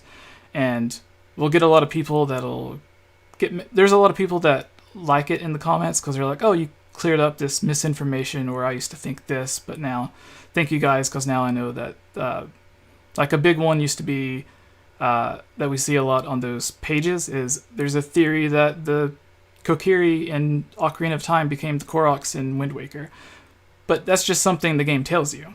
That's like saying I have a theory that the grass is green. You can't really put that. Yeah. So it's stuff like that, and we explain it, and then some people will like it and some people will get mad, and that's maybe a bad example, but it's some of the stuff that we see. So this time, because some of the people that I seen in the comments did like it, but then there was like an equal amount of people that thought we were being rude, I thought we would kind of turn it around on ourselves and discuss theories that we either came up with that ended up being completely wrong, or that we used to like until we realized that it was just stupid.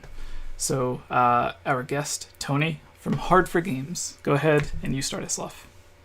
So I might not be the best person to start, because I'm a lot less involved with Zelda theory than you guys are. So you do more factual anyway, beta stuff on your channel. Well, yeah, but I also just deal with them less. So for you guys, my understanding is like you mentioned, stuff that you've believed in the past, or maybe had heard of, or like For me, it's more so stuff that I've looked up or just happened to have heard or looked up yesterday.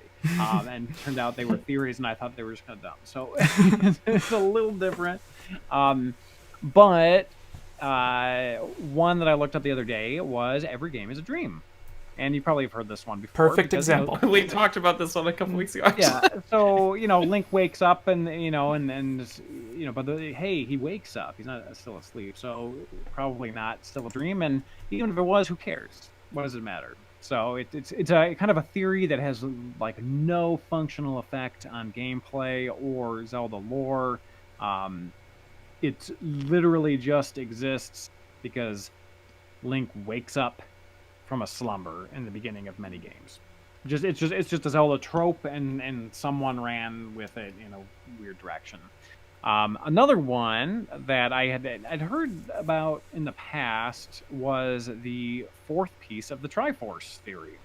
So there's the three triangles, and then there's the empty triangle in the middle, right? And they're like, well, there's three triangles. That makes a Triforce triangle, Triforce. But there's an empty triangle. That must mean there's a missing piece. Well, no, not necessarily. It's just that the way the triangles piece together make another triangle. So there's an empty spot. It's funny, actually, Miyamoto himself debunked that theory because enough people asked him. The man himself. Yeah, I've never seen anything in any Zelda game to indicate that there was an additional piece of the Triforce in the middle or anything like that. It's just sort of something that would be fun if it existed, but it's just kind of like whatever. One that I did like for a long time, but functionally doesn't really matter, is the Majora's Mask Link is Dead theory, and he's kind of going through the afterlife, so to speak. It conflicts with the idea that he becomes the hero Shade for Twilight Princess, so it can't really be correct, especially since the hero Shade is like an adult who died of somehow. But the Link is Dead theory had kind of like a cool thing, but when you break it down, it doesn't really make a ton of sense. Yeah, that was one from one of the comments that we got on one of the videos from a few podcasts back. Someone said something like, I forgot exactly what, like he because that's a theory that Game Theory made popular. He said invent, made popular. He said something in the comment along the lines of, you guys must have no idea what you're talking about. And then he basically said that in longer words, but then he immediately contradicted himself by saying, even though the theory isn't true, at least MatPat is entertaining.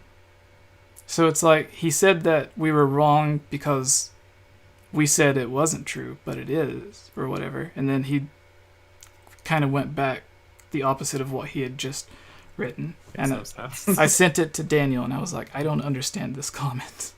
Is he complimenting us? Or?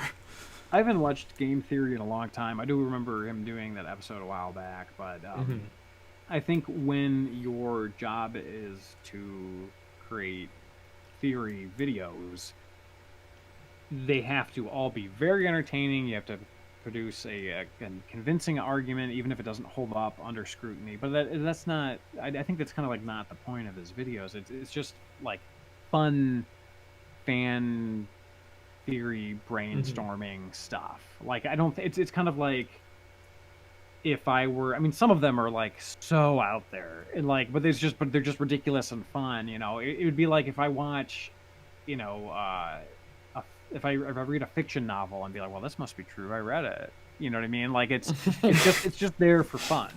Yeah. Right. It's not really in most cases much beyond that. And there's nothing wrong with that. That's just the content. Yeah. Like, and I will say as well, MatPat himself is very. He's very outspoken about the fact that they are just theories. They're not like fact. Yeah. You know, at any point. Never does he ever say that's just a fact at the end of his videos, right? But that theory that you mentioned, Daniel and I, we always kind of sigh when we see it because it's one that's always like number one on all of those copy-paste lists. Comes out swinging with that theory, and it is one of those ones where it's like that you do the tiniest shred of digging and it instantly falls apart, even if you come out the gate with it and you're like, oh, that's a neat idea. As soon as you do like the smallest ounce of research, it just collapses. And that's another one. Not Aonuma, but the story writer or the writer for the game. In an interview when they were doing the 3D remake, he was asked about that theory, and he said that looking at each of the main areas and assigning, like, just this place represents sadness, this place represents grief, or whatever, he said that does it sort of an injustice because there's many different characters, all with many different emotions in each of the areas, and that if you're playing through the game just looking at one area in that light, then you're not playing it the way that it was meant to be played or whatever. But anyways, do you have any more that you want to mention before we go to Daniel? The only other one that the only other one that I'd liked was also Majora's Mask, and it's probably incorrect. It's been so long since I've read it, but it's functionally like, and I just thought of it now, so I didn't research it. But years ago, I had read like there was basically like Termina was sort of like a religiously opposite space from Hyrule, and that you see a lot of the Triforces, and they're like on the underside of statues and upside down, and like sort of like spitting on the gods. And we have our own, that we have our giants. We don't need Hylia. We don't need this. We don't need that. Which I'd always thought was like held up better than the Link is dead theory, but functionally is, even if it was real, is so far in the background. It doesn't. It's more of an aesthetic. But I think for a while people held on to that theory quite a bit. I kind of like that one. I think I remember reading that years ago. I think it was like the Stone Tower of Babel. Yeah, there's these statues that have their tongues sticking out, and then like for some reason they have the upside down Triforce on their tongue. Yeah, and stuff like that. Where we're like, it was very much like aesthetically like throwing a middle finger to the belief of the Triforce and such, and it kind of being, like that, which, I mean, I guess it's kind of like it's a theory. Maybe it's right, maybe it's wrong, but it's like it's not that's functionally significant to the gameplay. Right, but that's also a perfect example of one of those theories that can't be disproven or proven, so it does classify as a theory. So that's a good example of what would be a good theory, whether you like it or not. Good. So I was actually going to ask you, just so people know that you're not constantly hating on everything like Daniel and I, if you had a particular theory that you did enjoy or that you did like, but you mentioned that one. So do you want to mention another one before Daniel gives his? And we'll each just give one really quick. That way we can kind of go through this. I don't know if there's like a particular theory that I've liked or enjoyed. I've always just like, one of the main reasons I play Zelda is for the lore. Like I remember having the Link to the Past manual and reading the story of Ganon and his thieves going into the holy pure land of light and like trying to steal and them all fighting, and I remember reading it over and over and being like, oh, this is so cool. So it's like, I don't know, like if I've ever like latched onto it, a ton of like the theories per se, just so much as like the canon lore, but I guess nothing's coming into theory-wise. It's just coming to the top of my head, so I'm saying that instead. I don't know. All right, Daniel, do you have anything? Oh, there's a $2 thing. Will Breath of the Wild 2 be linear? Absolutely not. Say no. Yeah. They already came out with this big non-linear game, and they're like, we're going to do more of that. Yeah. So, yeah. No, yeah, you're going to have the exact same world, and then more other worlds. So, because we already, like, the only thing they've shown off was something that wasn't even in the original game, but they're still including basically everything that was in the original game. So it'll be even more non-linear than Breath of the Wild, if that's possible. Daniel, do you have your theory? Right. One that I guess used to like, but kind of walked away from. This was one that was, and I made a video about this ages ago on an old channel that I used to work with, not even my current channel, but because I used to do a lot of side work for other people. But the theory was pre-Breath of the Wild. This was 2016. We had just seen trailers and stuff like that, and there was a lot of Zelda theories going on about. I think at this point, this is like E3 2016. So it was like Zelda Wii U, like 2014, 2015, and they were teasing it. And then they came out E3 2016. They revealed it's Breath of the Wild, and then, delayed it. No, this was actually after they had set a release date. So we had the big E3 2016 trailer, and they actually showed the name, and they showed a bunch of cool gameplay stuff. Yeah, so it was after the demo was playable. Right, but there was a lot story-wise that we just like didn't know what the heck was going on. basically at all, because we just had those E3 demos and stuff like that to go off of. And so there was a lot of people latched onto this one line of dialogue in the very beginning of the game where Zelda says to Link, you are our light that must shine on Hyrule once again. And everybody got like really attached to that one half of a sentence where she says once again. And they all came rolling out with theories.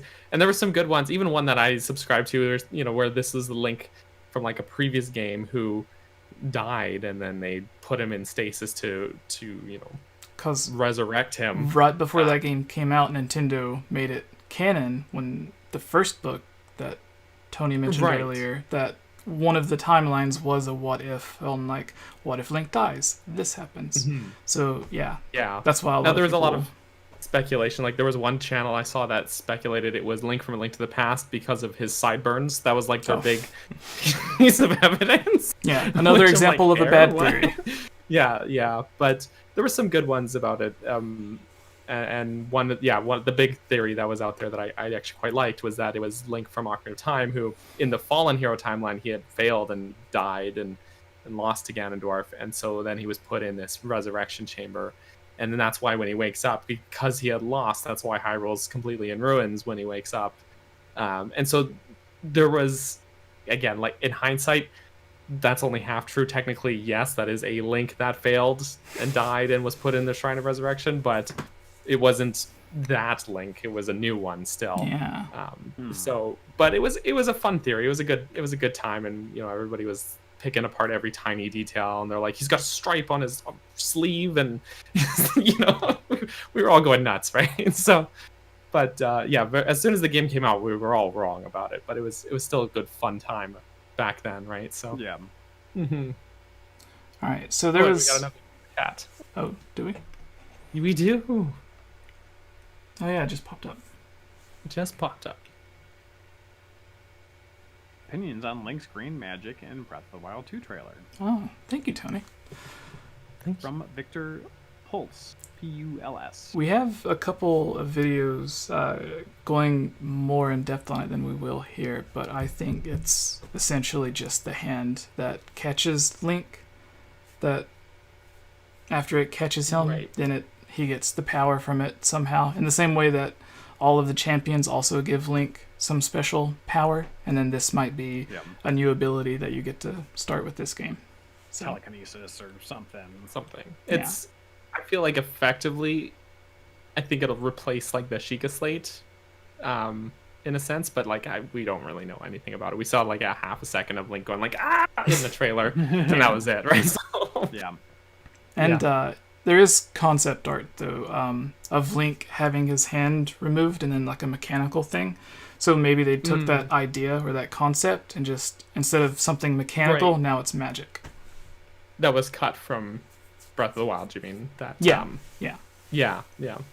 Because there's also the concept art of like Ganon on top of the floating island, which was cut from the original game. It's in the concept art. And then you also have, magically in this trailer, is Ganon waking up and then an island floating in the air. So they're probably going to bring back a lot of the ideas that they thought were cool in Breath of the Wild, but didn't necessarily fit with the game. So now they can somehow fit it into a different game. So go look at the... What was it? Hyrule? No. Creating a Champion? Yes. The yes. book? It's Creating a book, Champion. actually. It has a lot of concept stuff in it that they'll probably be reusing for Breath of the Wild 2, because they said all of the DLC came about because they had too many ideas for Breath of the Wild, and then Breath of the Wild 2 came about because they had too many ideas for DLC. So, like, following the logic, all of the concept art should in some way be mechanics in the new game. But anyways, mine to end us off. Were you done, Daniel? Oh yeah, absolutely. Okay. So I was trying to think of one that I seen earlier on my channel, but I can't remember it. But there's another one that I mentioned to Daniel, and the only reason I remember it is because I did mention it to him. But I had the theory that I'm sure a lot of people had, that in Ocarina of Time, Link has nothing to do with the Deku Tree dying. That just happens even after Link tries to save it. But if Link doesn't leave Kokiri Forest. It's kind of a thing like if Link never left Kokiri Forest, everything would have kind of worked out, sort of. It would have definitely been a lot better off than it ended up after you go and save everything, because after Link, you beat the first 3 dungeons and you get the stones, and then you get the ocarina and you learn the song, and then you open the door of time and you pull the Master Sword, and then it turns out Ganon gives that speech where he's like, I've been watching you the whole time, I've been leading you into this is a trap, blah blah blah. And well, then he spoilers for spoilers for 22-year-old game. yeah. that everybody played, yeah. So he basically takes over all of Hyrule. Lake Hylia is completely dried up. Zora's domain's completely frozen. The Gerudo town's still Gerudo town. Kakariko village, everyone kind of ran away from Castle Town because Castle Town was destroyed, ran over by basically zombies. And then the people that did escape to live happily in Kakariko village, it ends up catching on fire, and a demon ghost thing breaks free from the well, and all this stuff happens. And it happened again because Link just happened to be the one who played the song to break it from the thing. So all this stuff happens, and it can all kind of in some weird way lead back to Link. It's not directly his fault, but passively, if he never left, Ganondorf would have never took over everything, because he wouldn't have been able, even if he got the ocarina, he wouldn't have known the song. He wasn't able to get the stones because he already tried to visit each of the areas. There's like all of this stuff that like he wasn't able to do, which is why he says that he tricked Link. And then even the Gorons, like he's literally feeding them to a dragon that he revived. So it's like all this stuff goes to like the worst possible version that it could. Oh, Kokiri Forest and the Lost Woods also has monsters running around in it. So even the Kokiri, which the people didn't even think were real in Castle Town, even they're being tortured. And it's all because Link left Kokiri Forest. So that was the theory that I thought of. Should have stayed in bed. Yeah, like if he would have stayed in bed, yeah, the Deku Tree would have died, but he was dying anyways. Like, Princess Rudo, the Zora, was ate by the fish. She would have died, though. Yeah, she would have been digested. But then she dies anyways, because she goes into the boss chamber in the water temple, and she never comes out. So, yeah. And then, so who knows? But basically, it would have been bad, but manageable. But then... But less bad. Yeah. And then there wouldn't have been a story or a game. So it's like, that's one of the things that if you overthink it, maybe it makes sense. But at the same time, it's like, that's the whole point of the game. So, yeah. All right. But that's my theory. So I don't know if you guys want to call it bad or good, but it's one that I don't really look into much anymore. It was just an idea that I used to have when playing the game 50 times when I was a kid, because it was one of the few games I had on Nintendo 64. But anyways, thank you all for watching, and I guess we can get to a couple of questions. If they're... I seen some earlier.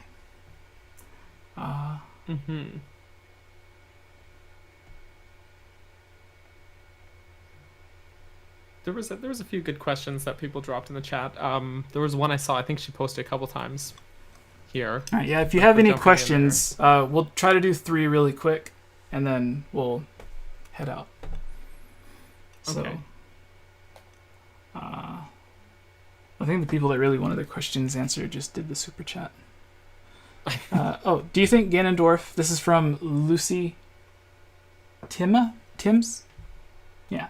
Do you think that Ganondorf in Breath of the Wild 2 will regenerate his body and his powers will come back? Daniel, what do you think? Oh no. We get so little info from that trailer. It's hard to say if his body will regenerate or not, right? I mean, it's possible. I mean, often, like with boss fights, especially Ganondorf, right? There's always like multiple stages to it, right? In Ocarina of Time, he goes from like Ganondorf to. There's escape sequence, and then Ganon, right, and Link to the Past, there's Egg Ganon, and Twilight Princess. So I mean, even Breath of the Wild, you got Ganon outside Hyrule Castle as Fart Cloud Ganon, and then you go and fight him in his horrific monstrosity Ganon, and then giant outside on Hyrule Field, right? So I could see if he is the final boss, we don't technically know. I could see them doing like multiple forms for him or something, or him trying maybe to like, revive himself in some way, because basically we just see his big zombie corpse in the trailer. So that's pretty scary. I would be down with him just staying looking like that too, to be honest, because he's pretty threatening looking like that. So, all right, yeah. Tony, what are your hopes for? I feel like there's got to be some transformation, at least in the boss fight side of things. So, well, he always transforms. So if he doesn't, it'll feel like Nintendo just kind of left it out. But Tony, do you have any thoughts on Ganondorf from Breath of the Wild 2, or any hopes that you would like to see? I hope, I mean, obviously we see his corpse and such, and, I don't know what's trying to revive him, whether it's himself or a different entity, but I hope we don't end up really having to deal with Ganon or Ganondorf at all. I think that I'd like to go in a fresh direction, to be honest with you. I mean, it'd be interesting if someone's trying to revive him and they're trying to prevent it, and they have to deal with some other evil, but I mean, it's a sequel is a good opportunity to explore things and move in a different direction that you couldn't go in the first game. In the first game, Calamity Ganon was this whole thing, and it was interesting and different compared to what Ganon's done in the past. But what can they do to really make him interesting in the sequel? I don't know. I think I'd rather see some other, insidious character be developed. Yeah, what Nintendo has done in the past, and I never thought about it, but I kind of agree with Tony, and I think I could see it working out similar to this, where, like in Ocarina, Majora's Mask, Wind Waker, you always knew who the bad guy was, and then in Twilight Princess, they started sort of tricking you, at least they didn't. Switch, sort of. Yeah, to where it's like you see Zant, and he's the bad guy for a long time, and then you find out he was given his power by Ganondorf, and it's a big twist towards the end. You don't even see or hear about Ganondorf until like way later, and it's sort of the same thing in Skyward Sword, to where Ghirahim is actively trying to resurrect Demise, and you don't know really who he is or what he looks like or anything, because when you do see him for most of the game, he's in that weird big beast form that you have to fight like 3 times. Form. Yeah. So then when you do see Demise at the very end, and they try to make him look so menacing and evil, like Ganondorf on steroids or something with flaming hair, it is a big... there's a big difference between like what you kind of maybe expect from this giant beast and then this kind of smaller, skinnier enemy, and then it ends up being this guy that's basically the size of a Goron, swinging a sword that's bigger than you. And then it's an actual sword fight, which is what everyone kind of always wanted in a Zelda game. Like if you could swing your sword or swing your controller, and then Link could swing it in the real game, and you could have a real sword fight. And Nintendo kind of did that. And with Breath of the Wild, the situation I would like to see is somewhat reversed, to where someone may be trying to revive Ganondorf, but not because they're like worshipping him or in love with him, like we see the Yiga clan and all the other people that try to bring back Ganondorf in past games. If he's trying to bring back Ganondorf to take his power, because also he can't, Yuga because he can't, maybe the person can't steal the power, because along with Ganondorf's body, his power is also being sealed. So he's trying to break it in order to get his power. So if we've seen something to where Ganondorf comes back and then halfway through, the boss and you win, but then there's still a bunch of game left, and you find out that the real boss is this other guy. So I would maybe like to see something like that. I think that would be a better flip on the formula, Or it's like Super Mario RPG, and Bowser teams up with you, so Ganon teams up with you, but he's really nerfed, in your party, and you guys become really good friends and learn it's not about the destination, it's about the journey, and that's Alright. the theme. All right, Of two. Tony, can you But see? actually, I think Daniel? like on the sort of trend, if you go with it, a lot of Zelda games where if you have the same incarnation of Link in a second game, a lot of the time it's like, not always, of course, because it's never always, but a lot of the times you have Ganon or Ganondorf as the villain the first time around, and then they have a second game.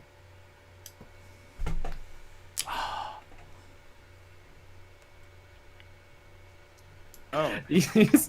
But so you get like Link, A Link to the Past, and then Link's Awakening, for example, you have Ganon or Ganon, Egan and the Ganon, and then in Link's Awakening you have the Nightmare instead, and then Ocarina of Time you have Ganondorf and Ganon, and then Majora's Mask you have Majora's Mask, and then so forth. Wind Waker you have Ganondorf again, and then Phantom Hourglass comes out, and it's not Ganondorf, it's whatever the villain was named, I forget, but the very forgettable leech villain guy.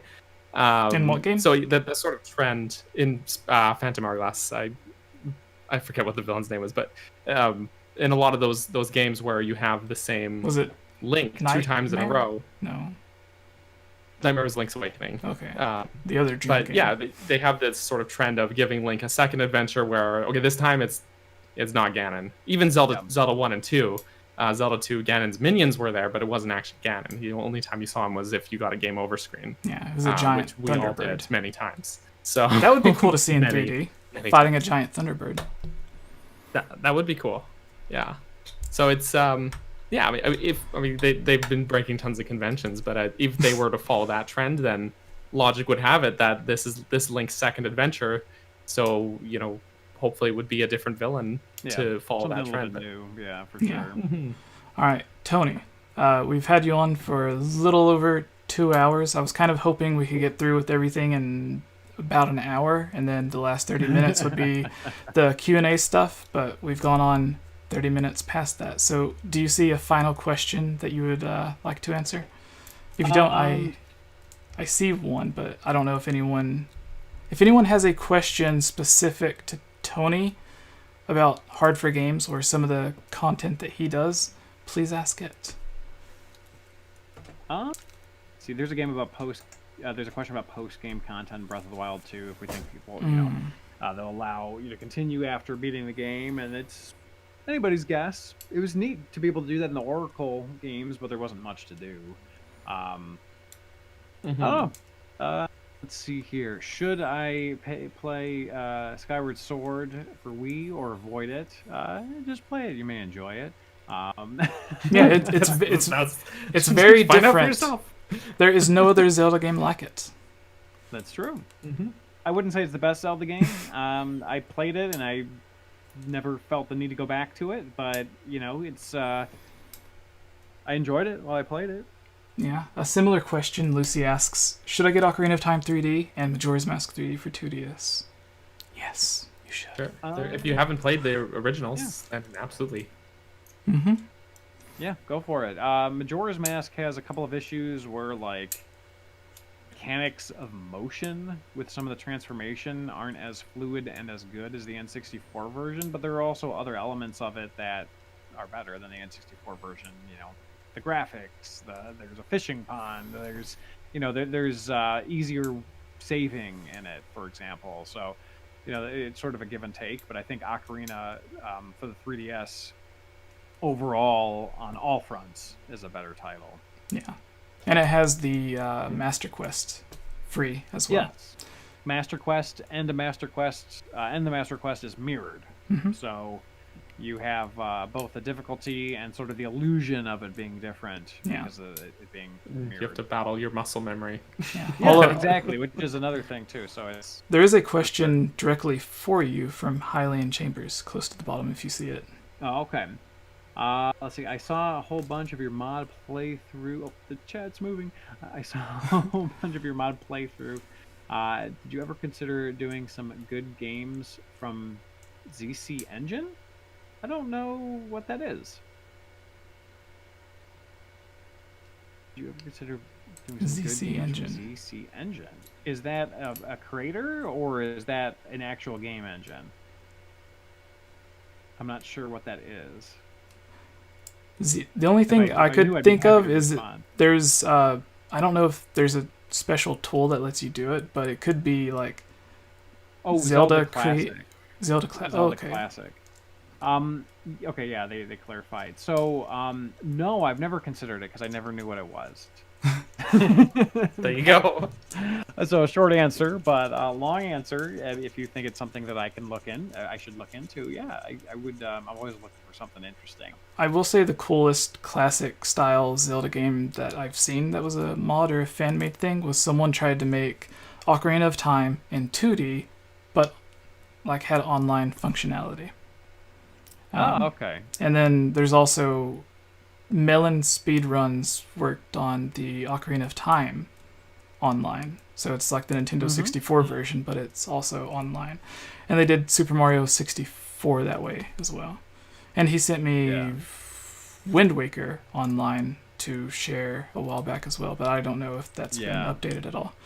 Yeah, he messaged me about that recently too. Hylian Chambers sent me a link, which I'm going to check out. I probably can't formulate a real answer for you right now, just because there's a lot of information here, but I will definitely take a look, and I appreciate you sending it. All right. Well, there are still, 57 people in the chat watching, so thank you everyone for watching. Tony, Hard for Games. Really quick, for the people that weren't here for the beginning part, give a brief overview of what they can expect from your channel and a specific video that you would like for them to check out, or one coming up that they can look forward to. If you have any. Well, just like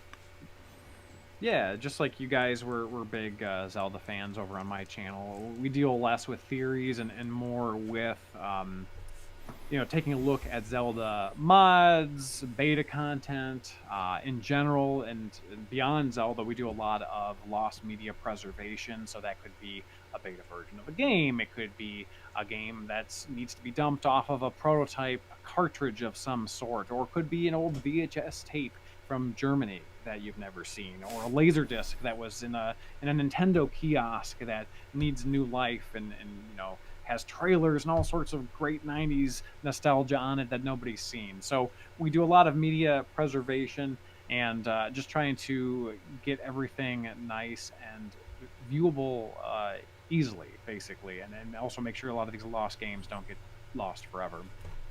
In terms of content on the channel, there's a lot of recent Zelda mod content that you guys might like. There's Star Fox 64 Survival, which is basically an Ocarina of Time mod where you have to, as Fox McCloud, as Link, survive 31 days. There is another one by Skylar Babcock where you get to play as the hero of time, but in Twilight Princess. So basically, he completely redid the model and some of the weapons and such. It's actually a really interesting and fun mod. So you can check those videos out on my channel if you'd like.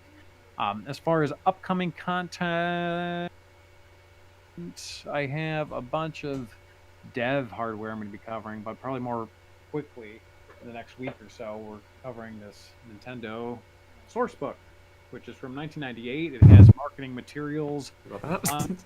Oop, did I just bumped my. Oh, okay.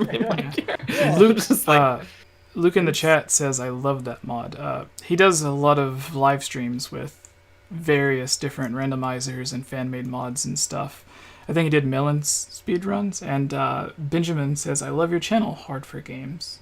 Oh, thank you. And then Jessica donates $2. Will Breath of the Wild 2 be in the AOC timeline?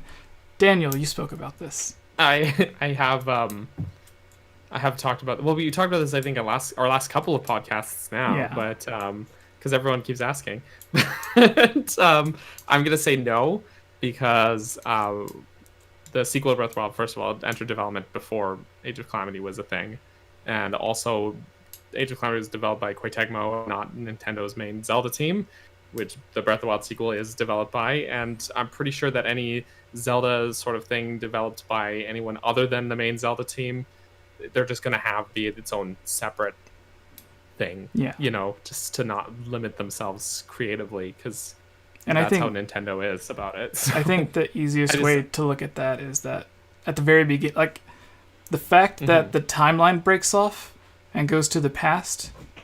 Yeah. At the very beginning of the game, before you can even start playing, I think that is supposed to let the audience know, hey, this is kind of its own thing. It's a spin-off, literally and story-wise. Yeah, even the fact that this is the sequel to The Legend of Zelda Breath of the Wild, and that is Hyrule Warriors Age of Calamity. So I think even in their branding, they're trying to... So they sort of were putting distance between the two games that way as well. So yeah. And also, if it were to follow the Age of Calamity timeline, spoilers for anybody Age of Calamity wise, but it's good grief. But even if they were to follow it, would cease to be the sequel to Breath of the Wild then, really, from a story standpoint at least. So yeah, it'd be the sequel. Yeah, I'm gonna say no, but that's I could always be wrong, but I really don't think so. I think Nintendo is just keeping their Breath of the Wild and their Breath of the Wild sequel stuff just on its own sort of thing. Before that super chat came in, Tony, didn't mean to interrupt you, but I wanted to get to the super chat really quick. No worries. Yeah, no, there's some content coming up that I think you guys would like. I was going to mention that there's a source book for Nintendo, which has a bunch of marketing materials, unused logos, placeholder stuff, really interesting, weird, businessy stuff as well that will be up on the channel in the next couple of weeks as well. So I think it's something that you guys could all enjoy, in addition to a lot of the mod content that we've covered in the past. All right. Daniel, what's been going on with your channel lately? Do you have anything quick to announce to anyone, or to let them know where they can follow you at? Yeah, well, all of my everything is at Capt Burgerson. Like the captain is a burger. That's my dad. So that's all of my things: Twitter, Instagram, Twitch, and of course YouTube. On my own channel, we've been streaming Age of Calamity. I think we're done the story side of things, but there's some extra side stuff we're not quite done yet. So we stream usually Tuesdays and Wednesdays on Twitch and YouTube, that multi-streaming. And a couple of nice videos went up recently. One video I'm quite proud of. We did what I've been doing, my series called Hyrule Tours, where it's just more of like an appreciation of scenery and gorgeous things in the games. It's not like theory stuff or anything, but we did that one with RMFH Rick. He sort of guested on that video with me in sort of exploring the scenery and the beauty of the Faron region and stuff. So it's very fun stuff. But again, it's like someone was saying, oh, it's not exciting enough. It's really meant to be a relaxing video as well. Not like I'm not the kind of guy who comes into all my videos yelling at you through the microphone. So, yeah, that's who I am. Otherwise, I'm always here on Jesse's channel for this very podcast you're watching right now every week as well. So that's me. Twitter, Instagram, YouTube, everything at Capt Burgerson. And Tony, Hard for Games, everything at Hard for Games, youtube.com/Hard for Games, Twitter/Hard for Games. Do you have any other stuff that you would like to mention? Do you have a Twitch? Usually you I watch your live streams on YouTube. So yeah, it's all we do everything on YouTube. I should get a Twitch at some point, but we don't. I'm on Twitch, but just as a user. But yeah, everything is Hard for Games with the numeral 4, and you can find us on Twitter, Instagram, primarily YouTube. Obviously, we do our content there, and obviously we'd love to have you come stop by. You also have Patreon for supporters that would like to help contribute to the restoration and everything. Yeah, so we have Patreon rewards. We have like cool little 3D modeled 64 disk drive replica discs. There's no information in them, but they're just like the casing basically. And then we have like a Patreon only Discord that we have. So we have some like fun perks and rewards for our Patreon people. So it's a fun little community that we've built up of our like hardcore people. Awesome. All right. Thank you, Tony, for coming on and joining us. Sorry for the scheduling mishap last week and 2 weeks ago, and then tonight. Didn't mean to take up too much of your time, but thank you for going through all of it with us. And thank you to the 50 people. I don't know why you've been here for the whole 2 hours. So thank all of you. Give yourselves a pat on the back, and then go give Hard for Games and Capt Burgerson a follow and subscribe on their YouTube channel. Thank you, everyone, and good night.